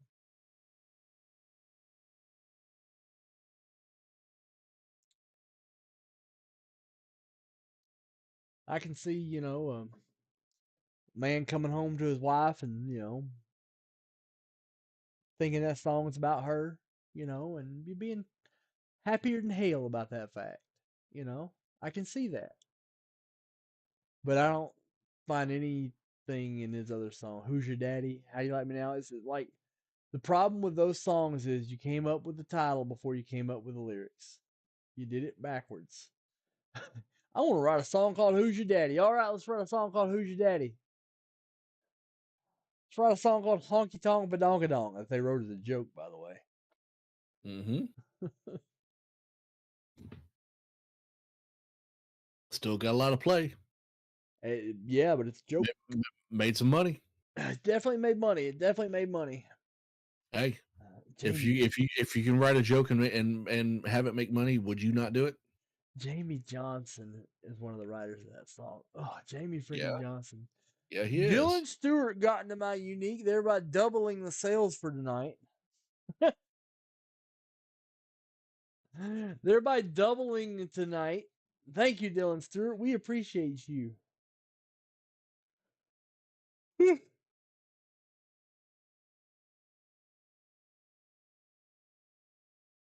Randy Hauser wrote it too, by the way. Yeah, but he's less famous than you. Nothing against Randy. Randy Houser's great, but like, yeah, He's got such an odd voice, man. I dig it, but it's odd. It's like it's one of those you have to be you really have to like the guy to listen to him, you know? it's a ton of bricks landing on Wile E. Coyote. Yep. That's what his voice is. Yeah. It's heavy. It feels like humidity. Think about it. Think about how high humidity is, and think about how his voice sounds. He's got a very sharp voice, that's for certain. You could cut it. Yeah. He does. You're right. Of course, but he's like country with the volume turned way up. I mean, with using words like betwinkst, you know. Betwixt the cheeks.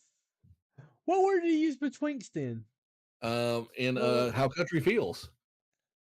Feel Really? mud betwixt your toes. Yeah. Yeah. Listen, it's in like the first or second chorus verse, I promise you. He's got a couple of them in there that like wait, that's not even a real word. The lyric sheet says between. I promise you it's not. Promise you. The song is so dirty if you apply a little bit of gutter context to it. Which one? How country feels? Yeah, it's yeah. Like it can easily be taken like this is a filthy song. Yeah, I think he did that in tongue in cheek style. Yeah. Most people in the channel have no clue what this song is. Yep. It was a minor hit. Yep.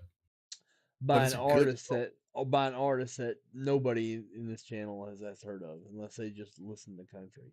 Yep.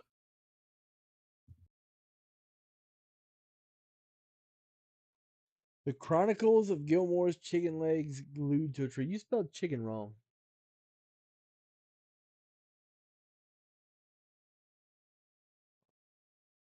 All right, fellas. Still time to get in. We got about another hour in the show. Betwinkst. Betwinkst. Isbell brings in interesting words. Mainly, he'll use the scientific name rather than the brand name of prescription drugs. Yeah. Like he's got one song and said he rhymes benzodiazepine with 18 with 16. The good ones can.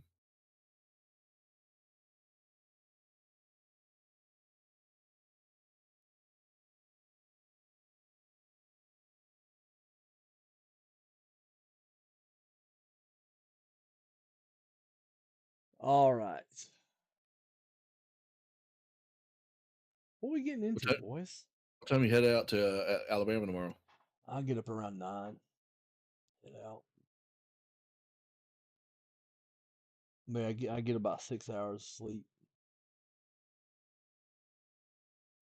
Cause I know the show ends at 1. If the show ends at 1, I ain't going to bed till like 3.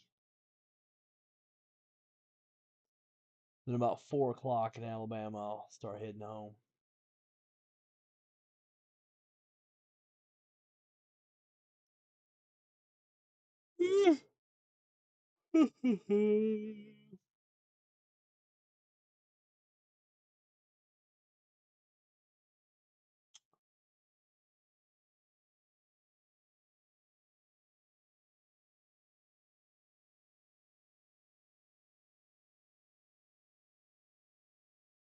Betwixt is indeed a great Scrabble word.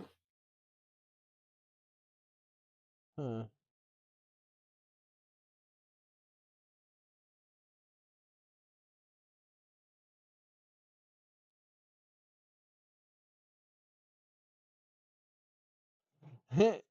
Cajun Lunchables. Bud Light, some crawfish, a tater, and some corn. Sounds funny. really good. I'd eat that. That's funny. I need to cook some more crawfish.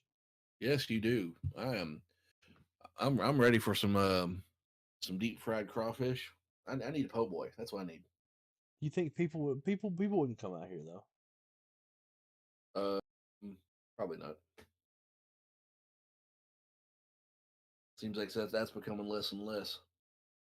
Yeah, people don't want to drive.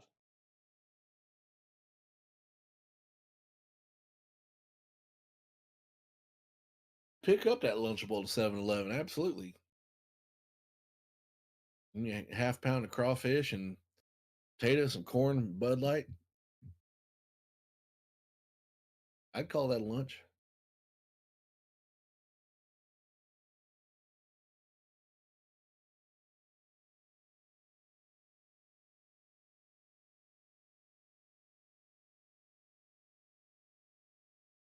Yo.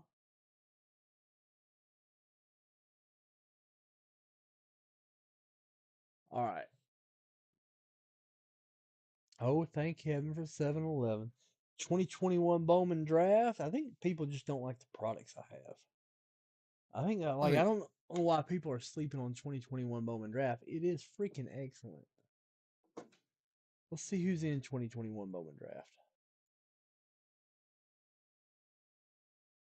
The big guy's Marcelo Mayer. Mm-hmm. Let's see.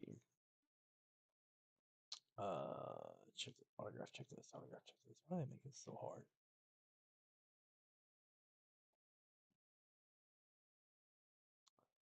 hard? Marcelo Mayer is a big guy. Let's see. Benny Montgomery. Benny freaking Bats. Colton freaking Cowser. Come on, man. Look up what his cards sell for. Cooper Kinney, who's on my sleeper list. Carson Williams, another guy on my sleeper list. Henry Davis, number 1 overall draft pick. Harry Ford, another big thumper.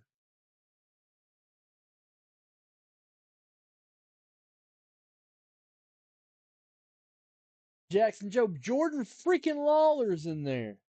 Yeah, Jordan Lawler's probably the second guy you want in this. Sal Frelick, who's had a damn good spring so far.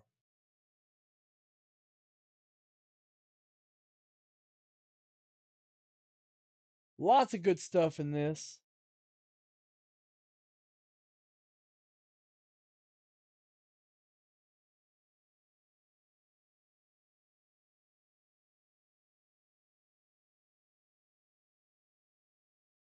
Time to get on up. Cream, get on up. Gotta love Prince. That's pretty much where I'm at. Like, if I'm talking music with somebody, I'm like, well, how do you feel about Prince? If they answer anything but love him, I'm like done with that conversation.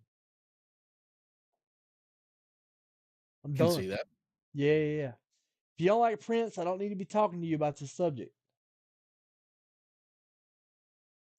You can call him Prince or you can call him a symbol. I don't care. He was an incredible artist. Dude was amazing at everything he ever picked up. Yep. I remember watching him at a tribute concert. Might have been George Harrison's tribute concert. I don't remember. You talking about the "While My Guitar Gently Weeps" solo? Yep. Oh, Yep. And he, and you see like clapped and all, just kind of pull back and let him do it. yep.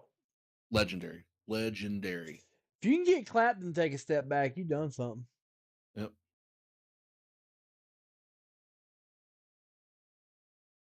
Because that guy wouldn't take a step back for just anyone. Nope. Like it was one of those things that as soon as they heard what he was doing, they all knew, and they all just kind of peeled back a little bit. Oh, so good. It was just so good. Might not have been that. Might have been a Grammys. I don't remember what it was. Yeah, I don't know what it was. I just know it's it all was, over YouTube. You can see yeah, it. it's all over YouTube. You can find anywhere, but it was absolutely incredible. Yeah.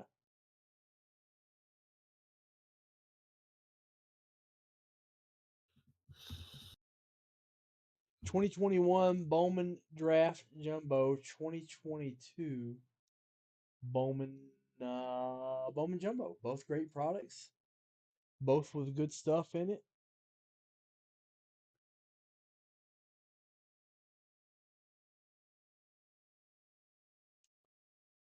Everybody just like in the no-go land tonight. Or my bonus is not good enough. Talk to me, people. Talk to me. If I know what's wrong, I can fix it. Maybe.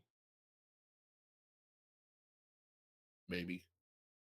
Maybe. Hey, I just met you. This sounds crazy. But I got some boxes. So dip, maybe. Love that song, by the way. I know it's stupid. I love it, though. Not taking any bread off my plate. Yeah. It's one of those songs like you hear, you go, I bet Gilmore hates this. And it's like, no, Gilmore likes it.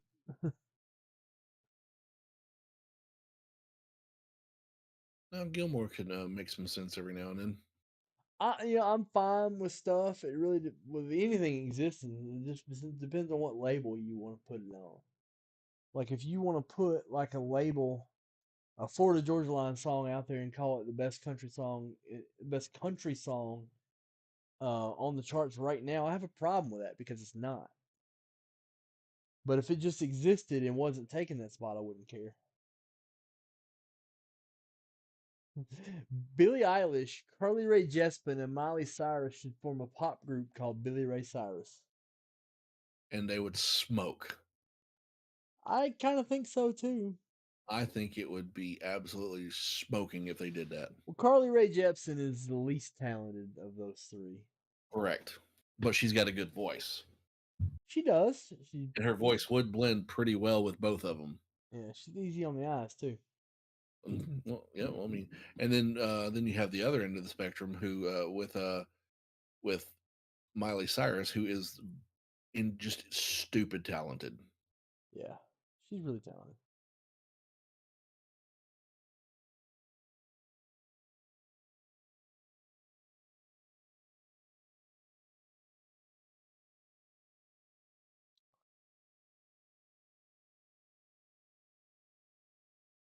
Let's see.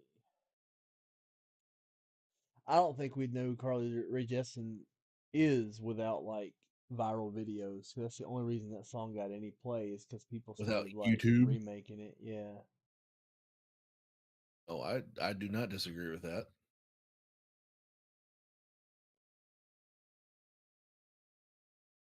All right, let's see if anybody else got in. Damn, Gina! Gilmore gonna get fired for being a suck ass salesman. You you getting fired, son. Yeah, you getting RUNNOFT. Run off. Yeah. It's a oh brother where art thou thing. Yes, it is. Let's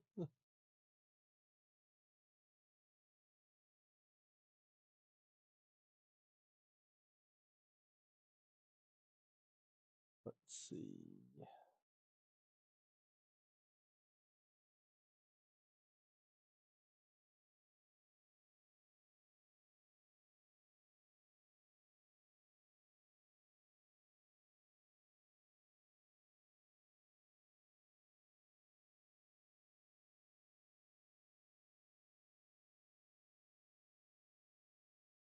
It's a Go. movie I haven't seen in so long. I need to watch that movie again. Run off. Enjoy all the Dan Kaminsky your ears can handle. Dan Kaminsky. Yeah, Union Station. He's the voice. He's the singing voice of Clooney. Yeah, Dan that's true. He is great. Taminsky. Yeah, Taminsky. Taminsky. Yeah, him and Leon Redbone. Yeah. He's in the jailhouse now. Rambling Rob. Yep. like steal something to rob. Yep. Yeah, Dan Taminsky is incredibly talented. He was the the leader of Union Station, who was Allison Krause's backing band forever. That's right. That's right. He was.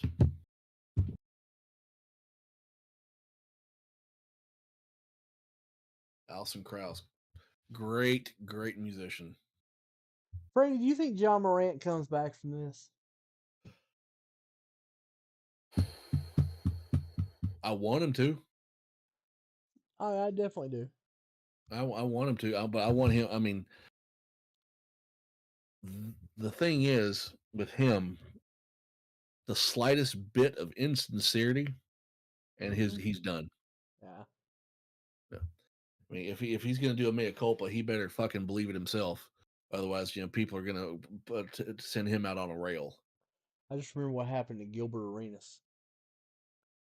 Gilbert Arenas was big time marketed in the NBA. Great call.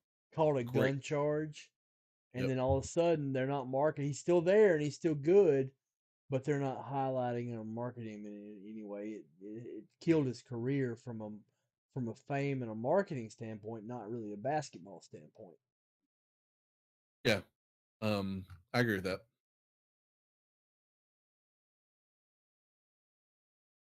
But yeah, but this I think was a little more egregious than that. Yeah, which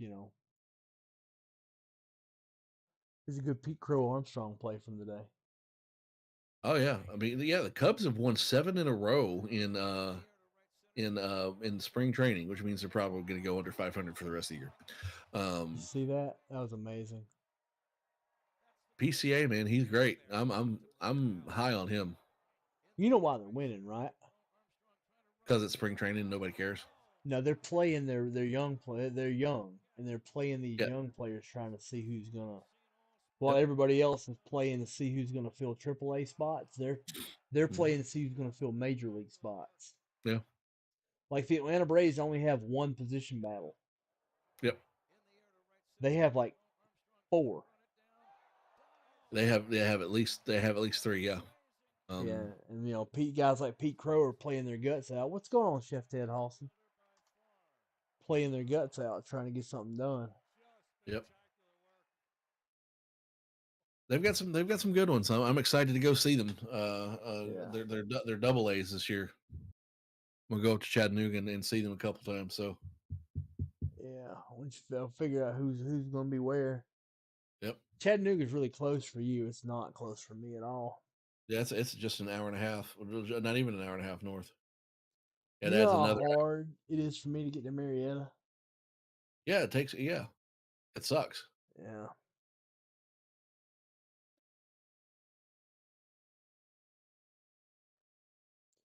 Marcus Stroman, having played on Team USA, WBC forever, is playing on Team Puerto Rico this year. You can just play wherever you want to,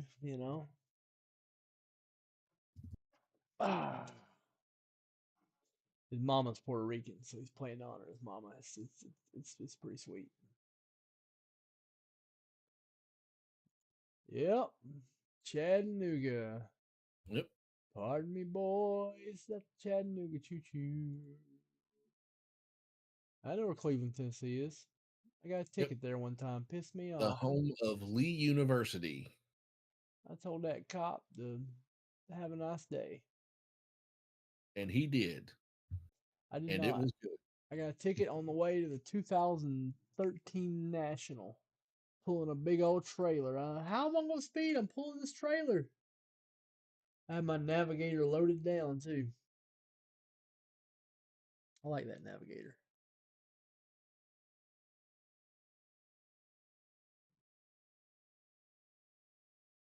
It's a pretty good car. Navigators Chef Ted Halston. Yeah, it was. The problem with there's too many things in there that could break. Yep. It's too cute. They were over-engineered. Yep. It had airbag suspension. Well, those canvas bags will rot.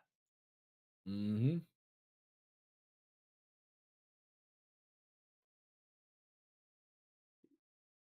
And there's no fixing them when they do that. You got to replace them. And they are not cheap. I sold it to a mechanic who put conventional struts in. which is what they should have had done in the first place. Probably.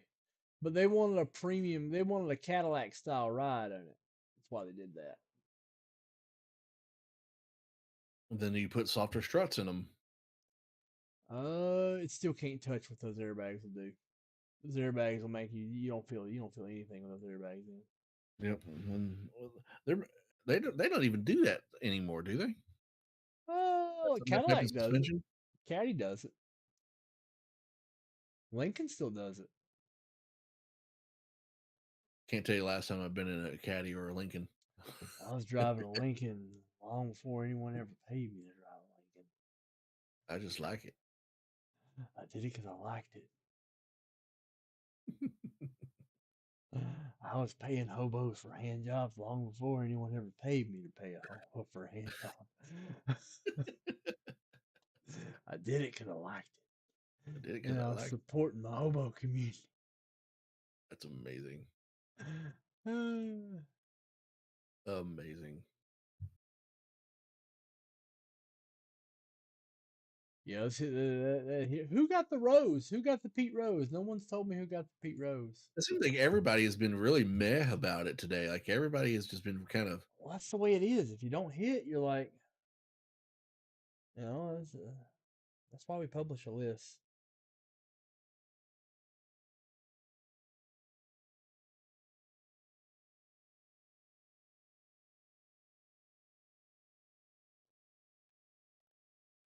Soup kitchen. Yeah, right.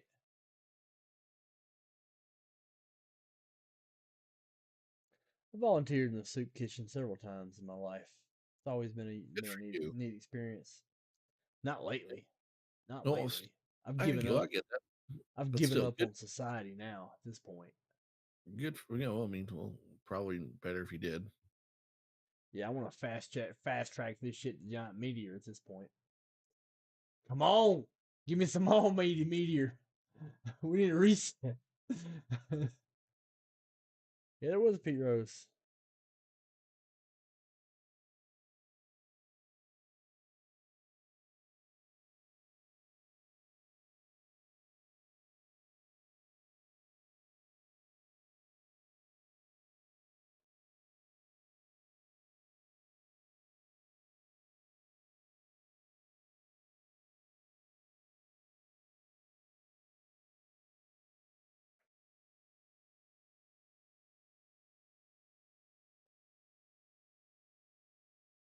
We've crossed over into the midnight hour, ladies and gentlemen.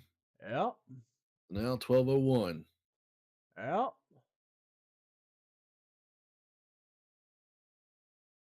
All right. Well, these eggs have flopped, and I will not be using a bonus structure like this again. I can tell you that. I'm very sorry. Want a hug? Yes, not from you Hug. though. Where's Kitty? Oh, I guess that's what I get for my egregious errors in judgment earlier today.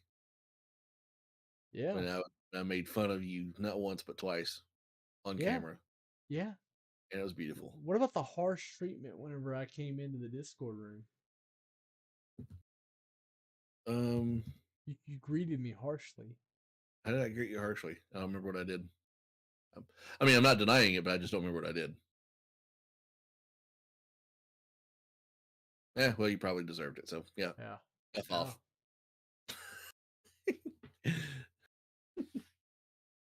I think there was a rose. Rob Geis is telling me about wanting to hit one, so I don't pay attention to much of what's in them. I don't build those products.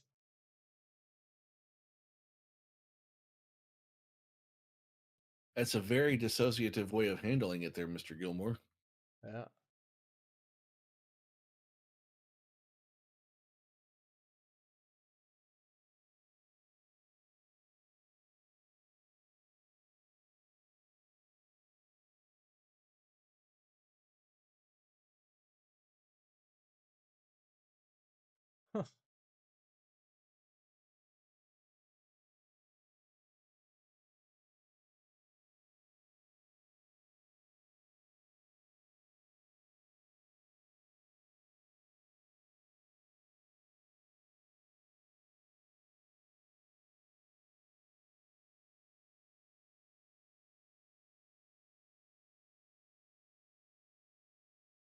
This is a quiet night there, sir.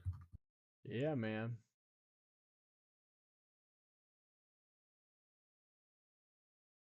I don't know how I feel about this.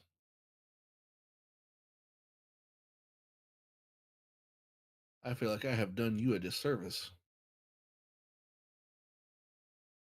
Yeah.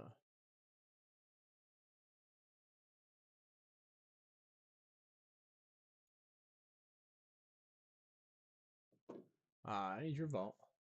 It's people got in that salt, the hit ran licking their wounds. And I don't blame him. I would be too if I lost. Yeah, well, Something like that. Especially if I bought the spots.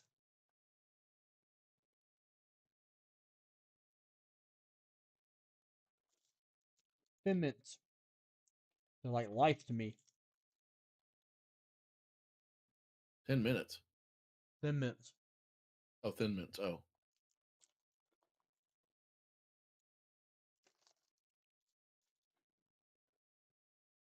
Thin Mints are good. There is no question about that.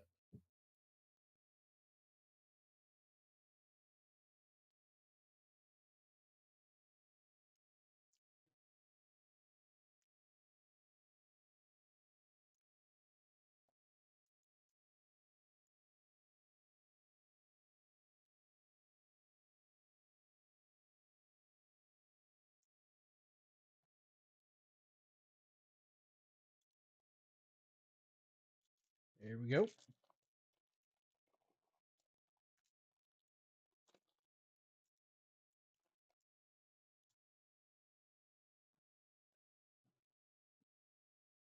What? What? What are you talking Dennis Morgan's comment. What's that from? What? What? What? What? What is that movie with Nicolas Cage and Sarah Jessica Parker? About that's the other guy. Honeymoon in Vegas? Yeah, where like she was offered $1 million. He was offered $1 million by what's that actor's name? Michael Douglas. Yeah. No, you're thinking in DC. Oh, Robert Redford. No. No, it was like James Caan. Wasn't it Honeymoon in Vegas? Where are the Flying Elvises? Utah chapter. It is Honeymoon in Vegas. With James Caan. Yeah. Oh, dude. Pat Morita's in this too.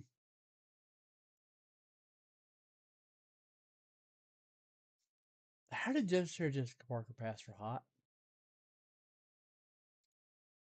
Even then, she looked like a horse. Never thought that way. Yeah. Didn't pass for hot for me. James Caan's a good actor. He's a great actor. He was great as Sonny Corleone in The Godfather. My favorite James Caan role, and a lot of people are going to disagree with this. James Caan as the coach in the program. Oh, he's fantastic. Absolutely fantastic. Yeah, yeah. The struggling life of a college football head coach. Mm-hmm. Absolutely fantastic. No question there. That was just great. The program's a great movie. Great football movie.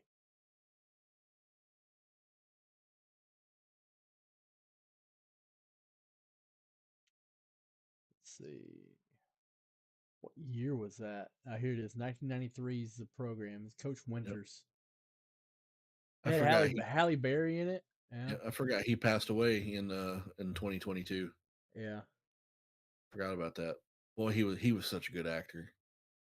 Yeah. The Minnesota Wild lost tonight. Francis, what do you think about the return of the Thrashers? Bring it. I know you're poo-pooing it all to hell, and I don't want to fucking hear about it. I am not poo-pooing it. Like, I'm not Kicking pooping. and screaming. He wasn't kicking and screaming. That was a great movie. Yes. Yeah. I loved it. I am not poo-pooing the return of the Thrashers. I do not think it's a good business move. Why? However, I could be proven wrong if they put it in Alpharetta. That's the rumor. The rumor is that they're looking at putting it somewhere on the 400 corridors between Roswell and Cumming, which would probably put North Alpharetta. If you Which put that in the city, it's dead. I don't know about that. Yeah, if you put that in the city, Well, first and foremost, I don't think that's necessarily the case. It's the Atlanta Spirit Group that had it when it was the Thrashers absolutely did a shit job with it. That's why they and the Hawks were tanking as bad as they were. yeah. They did poorly done, and they really did Atlanta a disservice with that. They did. Atlanta had 2 chances and failed with the NHL. That's correct. One time's a both charm. of them was not the fault of the fans. The Flames were doing fantastic before that guy had to sell out and move, and that was errors on his part. The people that own the Thrashers mishandled the Thrashers. Well, Period. okay, so Daniel, it would work because this is a different Atlanta area. Mm-hmm. Atlanta is wildly different than it was when the Thrashers were here. The demographics have changed. They've moved north. Mm-hmm. The money has changed. That Georgia 400 corridor is one of the richest places in the South, if Mm-hmm. not the richest place in the South. One of the two, yes. What's the other one? Franklin, Tennessee. I was going to say St. Petersburg, Florida. Yep. Yeah, that Franklin, Tennessee area. Yeah, I can see that. Franklin, Nashville. Oh yeah. Yeah, Francis would know. He sees the home values. Yeah. Yeah. I just thought of that. Wait a minute. Yeah, he'd know. He sees the home values. This is what I do. Yeah. Yeah. But yeah. So it's not. But you have to understand that is not. It's not because of the fans that it failed. The fan base here for the Thrashers was rabid.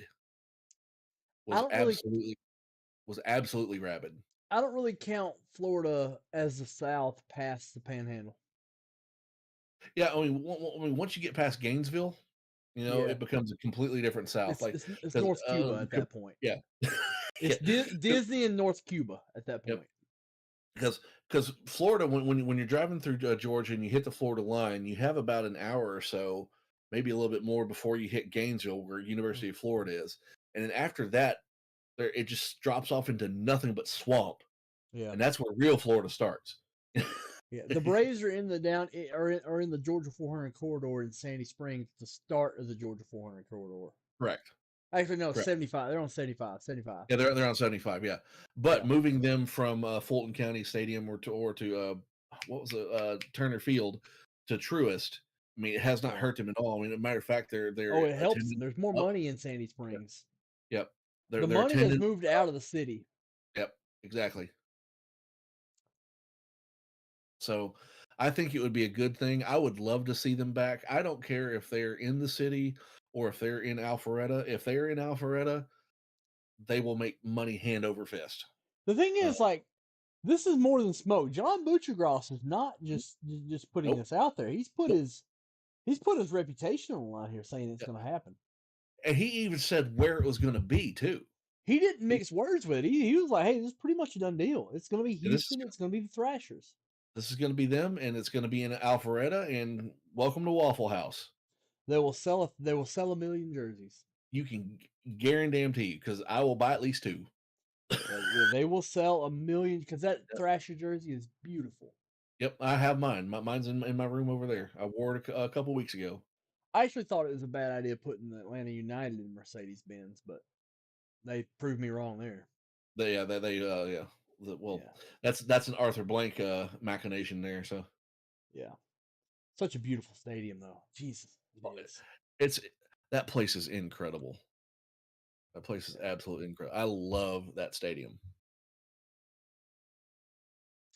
Feels like a palace, and not only that, everything in there is freaking affordable. What the hell? Everything's good. You know, I mean, everything's great. I mean, the food's great. I mean, I love going to like when they have the practices. You can get in for like $5 or $10, and then half of it goes to a charity. Yeah. But you can get in onto the lower levels where they have the concierge service and all that, and you can walk onto the field and all that, and fuel. It's just great. He's done so well making that a fantastic experience. It's incredible. It's incredible. You can eat for $10 at a Falcons game. Easily, yeah, you can. Yeah. And order anything you want. Yeah. Yep. And they have everything. Not one of them. They well, have they play everything. football there too, Ted. They play the Falcons. Play there. Yep.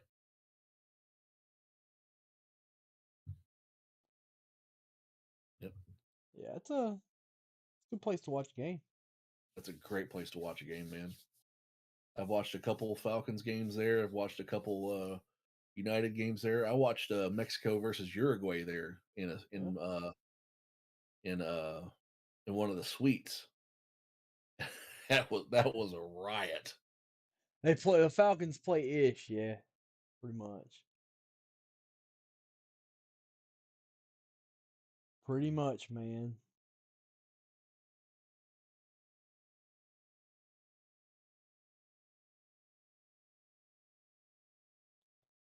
Hoping the Falcons can, I don't know, maybe get Lamar Jackson. Let's see. I don't want him. You don't want him? Nope. Who you want? You gotta have a quarterback. You want Ritter? I know you have to have a quarterback. I don't want Lamar Jackson. Is Ritter your guy? He hasn't proved that he's not. He didn't prove it. He has either. He's had 4 games. He didn't prove who he was in college either. Like he's not like. He took Cincinnati to 2 bowl games. Yeah, but like Cincinnati goes to bowl games. He wasn't extraordinary. I'm gonna call you on that one. He wasn't extraordinary. I'm not expecting him to be I'm not expecting him to be Aaron Rodgers. Yeah. Which Aaron Rodgers? Any of them. Yeah. Ritter had a good senior season. He had a good senior season. It's not an amazing senior season. It's just a good senior season. Let's see. Bearcats football game: Sugar Bowl, Liberty Bowl, Belk Bowl, Military Bowl, Hawaii Bowl, Military Bowl, Birmingham Bowl, Cotton Bowl Classic, Peach Bowl, Fenway Bowl. What the fuck is Fenway Bowl? Yeah, they play in the bowl every year. He was there. Not yet, Nick. We're trying to hit the 15K. It doesn't look like it's gonna happen. I'm trying to get people into stuff, but I'm not having a whole lot of luck. You want into something? I'll cut you deals. I'll cut anybody deals right now. Just tell me what you want. 2021 Peach Bowl, where they almost beat the Georgia Bulldogs.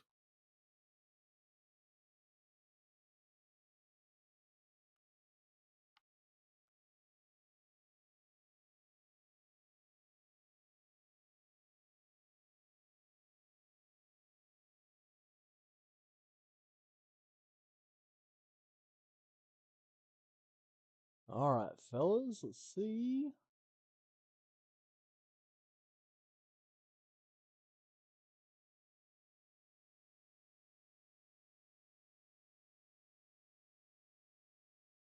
Hey, I just met you. And it sounds crazy. But it's not. Yeah, it's because it's technically expired, but I'm gonna adjust the time on it before I give it away. But I have not randomed it yet.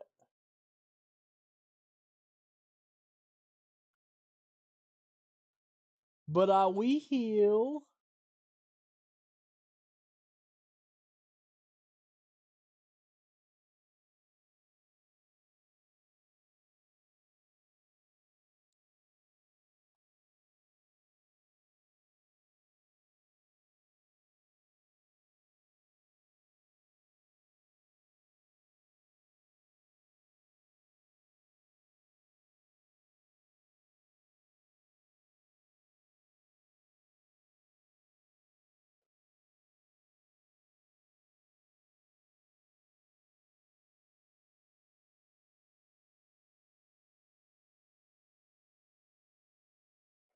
Did you get around to taking him off of the Topps first edition pack?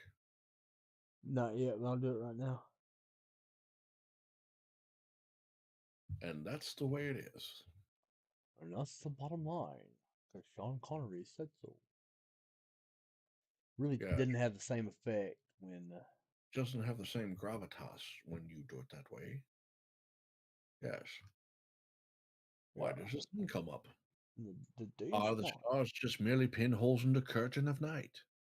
The day is mine. You're the man Hut now, does- dog. Yep, Finding Forrester. You're the man now, dog. Bark for me, dog. Bark for me. You got done, Jeremy.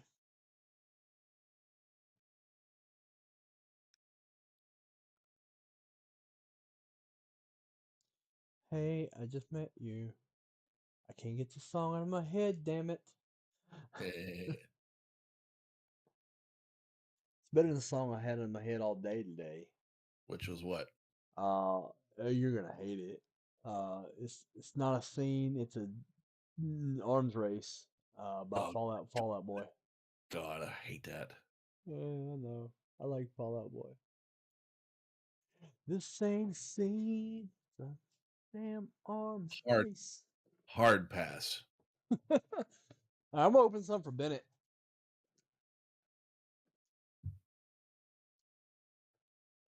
I think it's a fun song. I think like that whole like you guys criticize me for not liking fun music, but then I start listening to pop punk and you're like, how do you do that? I hated pop punk. I know, but pop punk was fun. I didn't think there was anything fun about it. Pop punk loves you. I don't care. And you're like, fuck pop punk. No, it's just I just didn't jive with it. I mean, I thought like when pop punk came out with Green Day Dookie, I was cool with it, but I'm like, okay, yeah, great, but yeah, didn't love it. I didn't either. To be clear, I did not like it when it was in flight. Nope. I didn't like it till I came back as an adult and started listening as as an old man. I started appreciating it.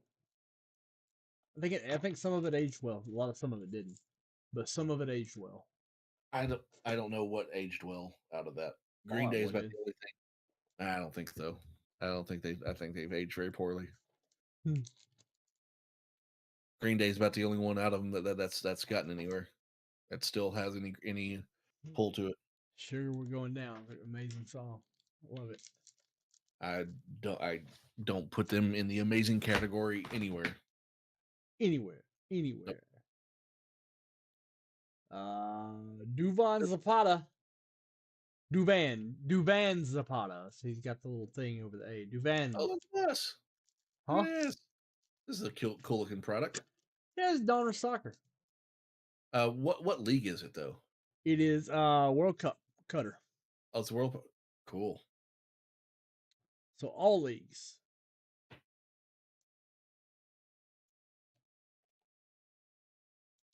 The big hits in here are kabooms.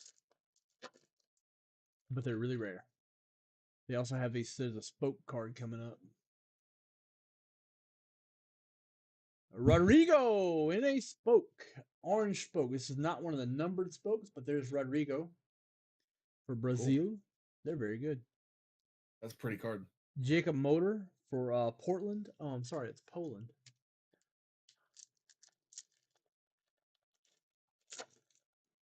How many of that guy does it take to screw in a light bulb? I don't know. Was it Macias, Baku, and Pitch Kings? Bruno Fernandez. Didn't he have a really good World Cup? He did. Bruno, I remember him being like on the focal point more than once. Yep. Bernardo Silva. Do I need to credit? Do I need to credit him 35? I went ahead and put 70 on him. Oh. Check your dashboard there, bud. Did you have one or two? I thought you had two. Yeah, I wouldn't take it off without giving you credit, buddy. Christopher Olsen spoke.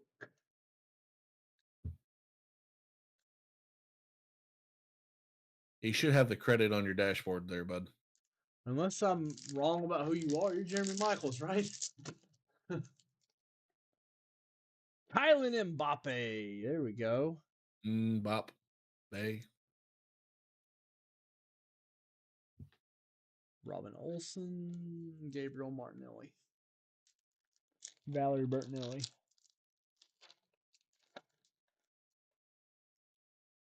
Ooh, we got a numbered card here. Paul Valerie. Pogba.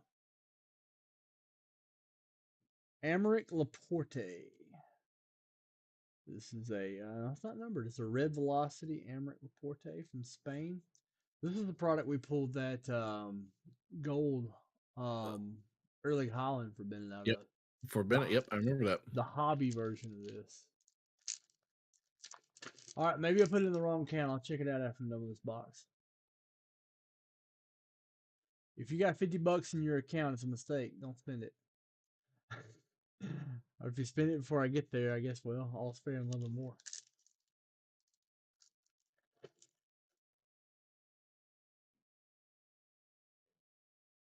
Jesper Carlson. Dalton D's got into the unique. Thank you very much for that. Thank you very much, Dalton D's nuts. I like that name. Minkyu Song. Oh, here we go. Best rookie in the product is Luka Ivanišek from Croatia. I'm sure he does. Ivanišek. Oh, man, that's bad. That's bad. You're bad. You're bad, man, Francis. I'm a bad person. You're a bad person. You're going to hell. Oh, well. Oh, well. Don't ask me what I think of you. Might not like the answer. Might not get the answer that you wanted to. Do.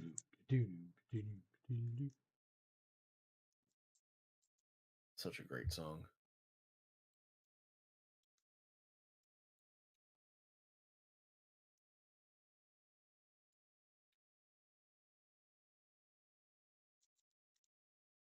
I've That's listened cool.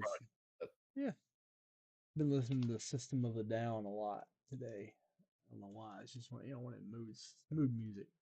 They're definitely different to listen to. Yeah, but there's one part in Chop Suey where he starts reading the Bible. Basically, is the buyer hands for sale. Father, I commend my spirit. Yes, You know that was improv by Serge. Yeah, I know the whole thing was improv. Completely improvised. Yeah, I watched the Rick Rubin special about that. Oh, that's what I watched too. Yep. Yeah, I actually bought the Rick Rubin book. I will listen to anything Rick Rubin has to say. He's absolute genius. He's got a whole book on the creative process. Yeah. That he just came out with, I think, last month, and I've got an autographed copy of it, so I'm pretty happy with that.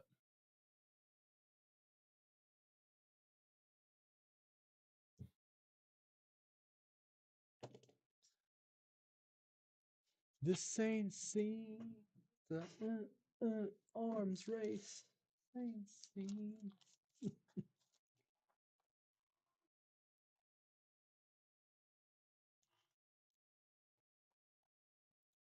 Was it any more ridiculous than hairbands?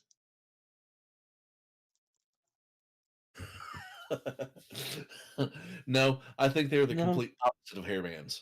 The complete opposite? Oh yeah, because what were hairbands about? Cheesy riffs and Hair and having fun and sex and drugs and rock and roll. Yeah. What was that emo bullshit about? Yeah, it was about being emo, but like they had some similarities too. Like there's definitely a dichotomy there because they were both silly. They were both campy. They were both like sarcastic and self-deprecating. No.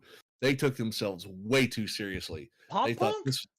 Yes, emo pop punk. Oh, absolutely, I don't think so did. at all. Oh, I absolutely do. I absolutely do. Blink-182 literally has a song called "What's My Age Again." Yeah, Blink-182. That one song being the complete outlier. The whole rest of the whole genre, Like they were Dashboard definitely did. Dashboard definitely did. My Chemical Romance absolutely did. Yeah. They did. God, Fallout Boy, Paramore. Paramore, yeah, she did. She did. They did. She did. However you want to call that. They got in a lot of fights. Far too seriously. Who's the big one I'm trying to think of? I can't think of their name. Shit. Like Sum 41, all that bullshit. They were fun. There's nothing fun about this shit, man. Sum 41 had a lot of fun, man. Yeah. But I can't even think of who else I was thinking of. Just I hate that whole Panic at the Disco. Come on. Yeah. Wait, they took themselves way too seriously. And I'm sure that I'm sure as I am sitting here that there are people who are in hair bands that took themselves way too seriously. Yeah. Panic's actually pretty good. I hate Panic at the Disco. Hate Panic's, them. they're actually pretty good. Fucking hate them. I can't stand them. I can't stand them. How do you feel about Stabbing Who's Westward? your favorite?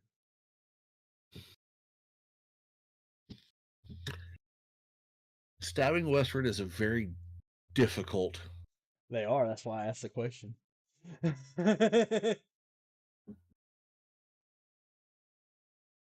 I like the music. He's a terrible person. Yeah, he's an awful person. Yeah. But I like some of the stuff that he's done. What do I have to do? Oh, great song. I love the acoustic version of What Do I Have to Do. Oh, that's incredible. That's so good. Yeah. Who's your favorite hair band? Are we counting Bon Jovi? Yeah, I would. Bon Jovi. I like Bon Jovi. I like it. I non-ironically like Bon Jovi. I like, not liked, like. Yeah. Mine is Cinderella. Cinderella, very distinct. Yeah. Tom Kiefer had that voice. It was just nobody else could do it. I don't even think he can do it anymore. He probably popped a nugget and shattered all of his vocal cords doing it. Yeah. But second for me is Sebastian Bach and Skid Row. He had an incredible range. Have you heard the new guy? Sounds a lot like him, except he's less of a douchebag. He's really good, actually. He's really good. He is really good. But like they're like, hey, listen to the new Skid Row, Sebastian who? I said, well, they're playing all they're still singing all of Sebastian's songs, so what does that tell you? They own all the rights to it, so well no, like they don't have any good new songs, and like they haven't had any new good stuff since Slave to the Grind. Yeah. I mean, that's the way it is. But Rachel Bolan he can still shred, man. He's still good. Yeah.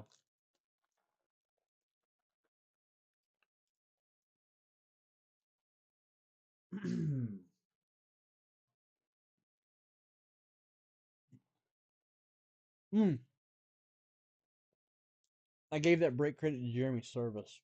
I meant to get Jeremy Michaels. Well, way to mess that one up. Yeah. There we go, Germs.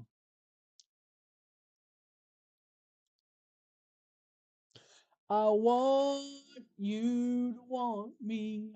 Love Cheap Trick. I think it's hilarious that they hate that song. I think, man. Hey. They hate that. They hate the flame. Your head to despise the flame. Yeah. That was the song that got me into Cheap Trick. Of course, it was 1987 or 88 when it came out, and I was 10.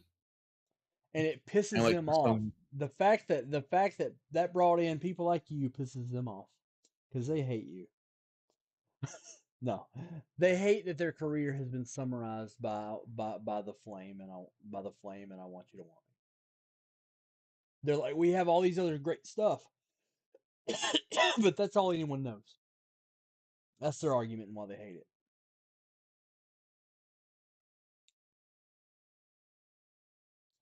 And I'm like, shut up and cash your check. Came out April 5th, 1988, recorded 1987. Yep, so I was right on that. I loved that song when I was 10. I went to a junior prom that had its theme around that song. Yep.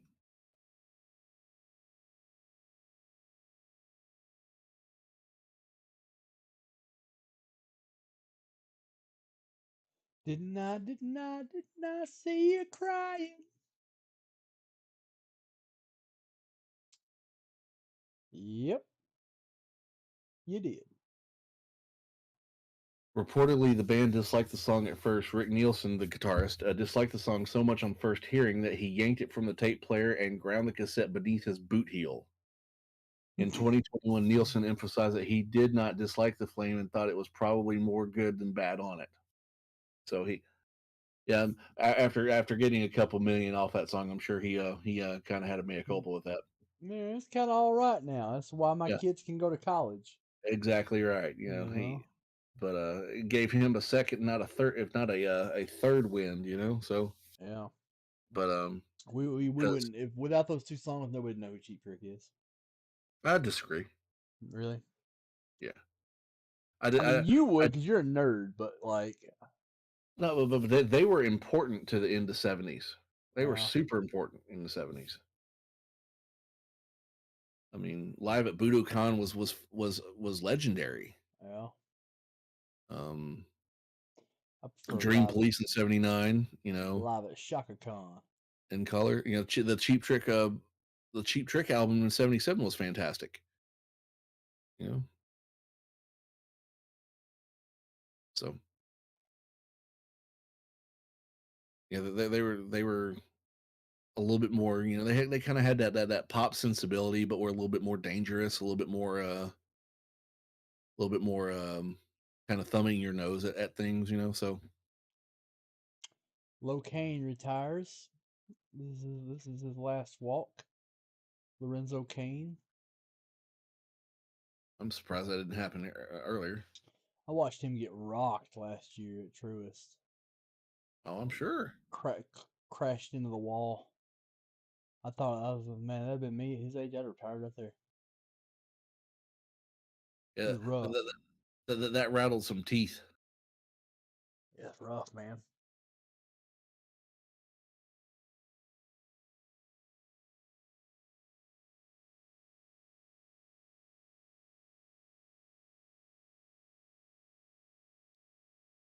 Check the group chat.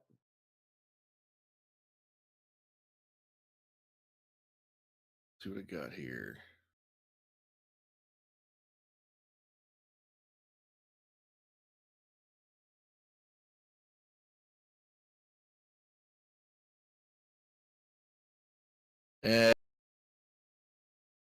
That's an actual billboard.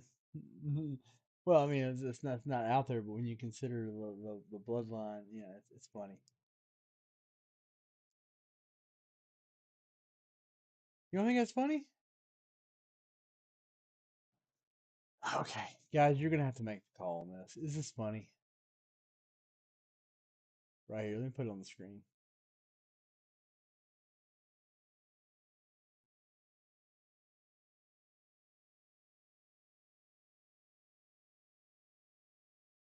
Is this funny?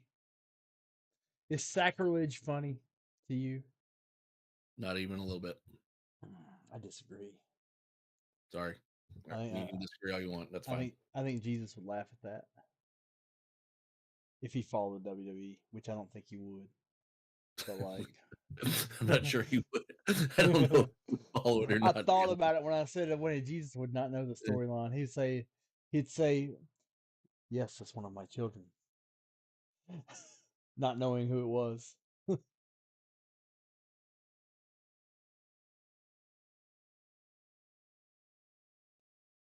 You got into the participation promo. We're gonna be running it here in a couple minutes. We're not gonna be on much longer. So you hear that there's 1, 2, 3, 4, 5 people in the participation. That's it. $25 gets you in. If you don't get in by 12:45, I got no sympathy for you. Yeah, we've been doing this for 3 hours already, so Yep.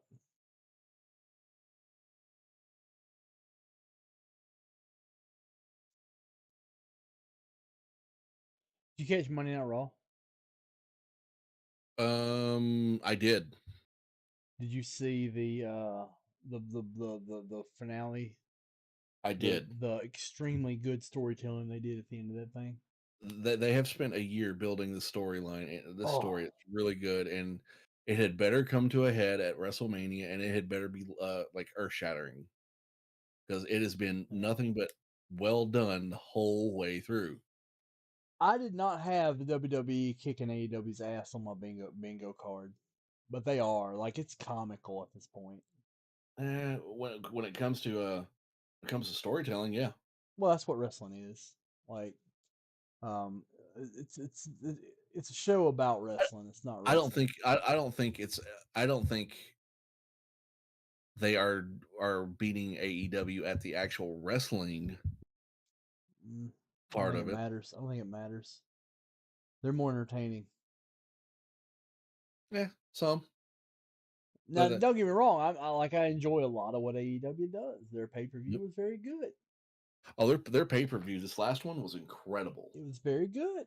Yeah, I mean the trios match with House of Black and the Elite was fantastic. Oh yeah, I could watch Aleister Black do anything, and I'm a Yeah, big fan of Brody King too. yeah. Match was incredible good. You know, Nick And Jackson surprised me with his athleticism a couple yeah, times there. yeah. And then watching the Iron Man match with Bryan Danielson and MJF was fantastic. Yeah. It was Oh, fantastic. yeah. It was MJF one of the is. better Broadways I've ever watched. Yeah. I think there's only one better that I've seen, and that was Dusty Rhodes and Ric Flair in Starcade 90. I'm sorry, Starcade 86 or 87 in the cage. Yeah. Oh, so good. I want to see them take his whole chicken shit heel gimmick, and I want to see them take it a step further. I want to see them put MJF up against a monster like Wardlow. Again, it doesn't have to be Mm, Wardlow. It can be Archer. It can be any of them. I want to The see only problem Archer is make a. I want to see this monster, whoever it is, make a run at that title. And when it gets to the big match, I want to see MJF wipe the floor with him in a very one-sided match. Because I want him to be the chicken shit heel who doesn't have to be a chicken shit heel who can actually get it done. yep. I think he can be that. The thing is he there's not any big in the business right now that he won't outwork. Yeah. I mean, I think they could, I don't think there's 4 or 5 people that would outwork him right now. I think they could put him up against Archer, like Chris Archer, Lance Archer. Sorry. I don't think Yeah. anybody would believe that Lance Archer would beat him. I mean, I wouldn't believe that he would beat Lance Archer when you look at the two side by side. But like, should he beat like MJF doesn't beat people clean. No, you're This, right. this is his whole character. I want to see him do it clean one time, and then go back to being whatever.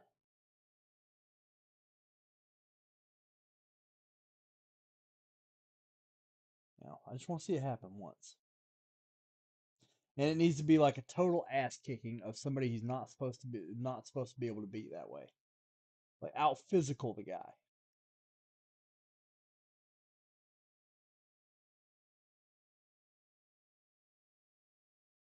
And he said, well, he couldn't do that. He could if they write the story right. You forget they can control this. They make stuff up. It's what they do. All right, let's run that participation. Do it. We're spinning our wheels here. Spinning our wheels. Let's do it. All right, here we go. You got all 5 of them in there already? Will in a minute.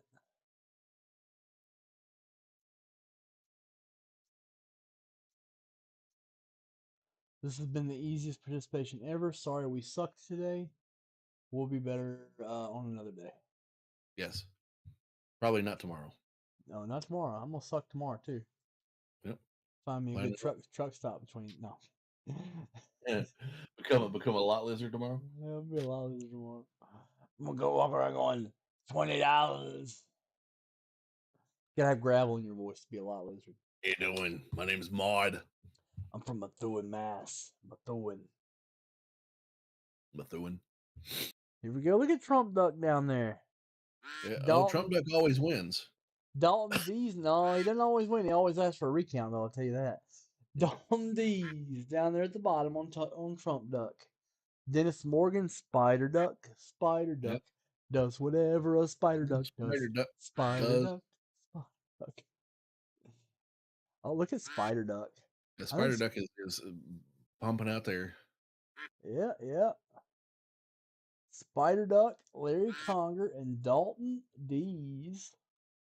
These nuts are the winners. All right. So what's first get? I forgot. 269s. Nice. 269. Thank you. Yeah, I knew that.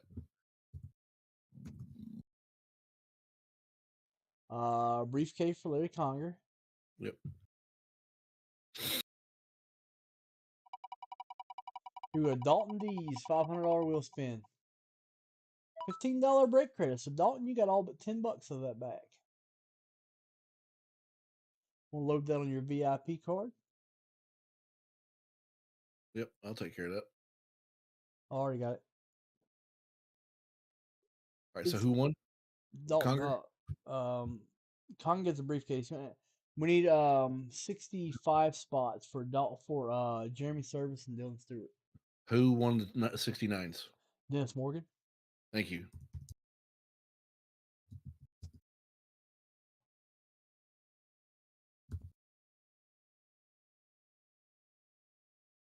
It's 269s, and then we have 65 spots for the other two. Yep. That was Dalton D's and who? Dalton D's got a break credit. That was Jeremy Service, Dylan Stewart, 65. Thank you, Service and Stewart. I had to go back and watch it. So, all right. So Daniel Lynch wanted 17. Larry Conger typically will also take 17. So I'm going to. I'll give him 7. Because Daniel Lynch had specifically requested 17 earlier.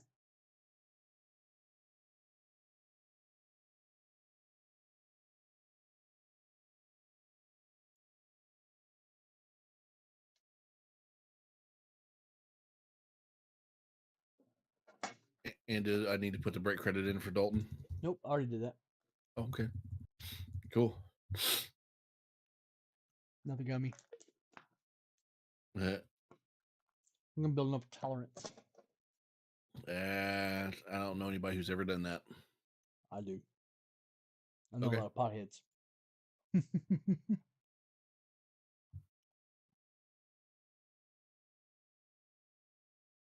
All right, here we go.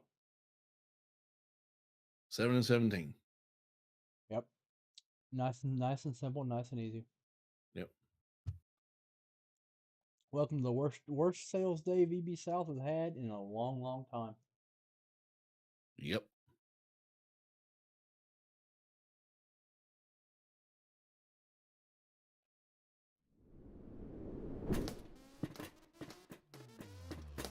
Dalton D.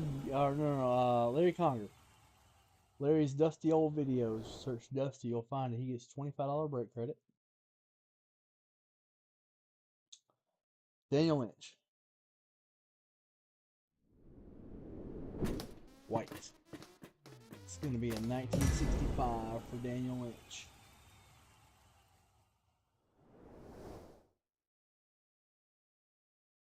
Already in there. What? Whoa, wait a minute. Whoa, no, take that 65 out. That's a red. That's a red, baby. That's a red. I have mislabeled the briefcases. 17 was a red. That's an 86 clear basketball spot. Cool. I have mislabeled them. Much better. What are you talking about? Much better. That's a red, baby. That's a red. Find it here. for your basketball break, and that Yep. is for Danny Lynch. I was about Danny. to text him. Yep. Cool. He's in there. It's done. Danny, you got to take the good with the bad. I'm sure you know this. For everybody salty about that 86, or salty about that hit random, all I gotta say is I'm sorry. I want everybody to hit all the time. Now, obviously, everybody can't hit all the time. Correct. It's not the way it works. And you know, I would encourage you to participate in more set breaks than hit randoms if it is something that you have an aversion to. That's why we give away a lot of the stuff, because we realize that, and it's a product we offer. It's not the overarching type of product. It's not who we are. Well, it's just It's something we do for. It's just it's a product we offer. Yeah. yeah, it's a product we offer. Our bread and butter is the set breaks, and primarily what we do is the set breaks. I got a couple. I gotta add the ones from earlier too. Let me do that real quick.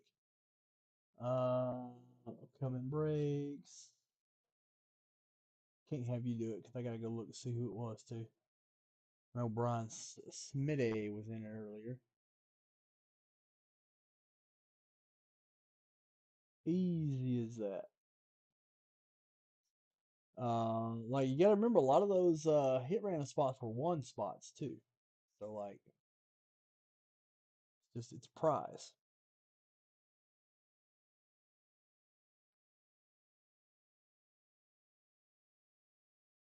So we got Brian Smith, Jeremy Service. I'm gonna have to go look at the video. All right, I'll fix that. Anyway, I'm Gilmore. I'm not. That's Francis. He's not.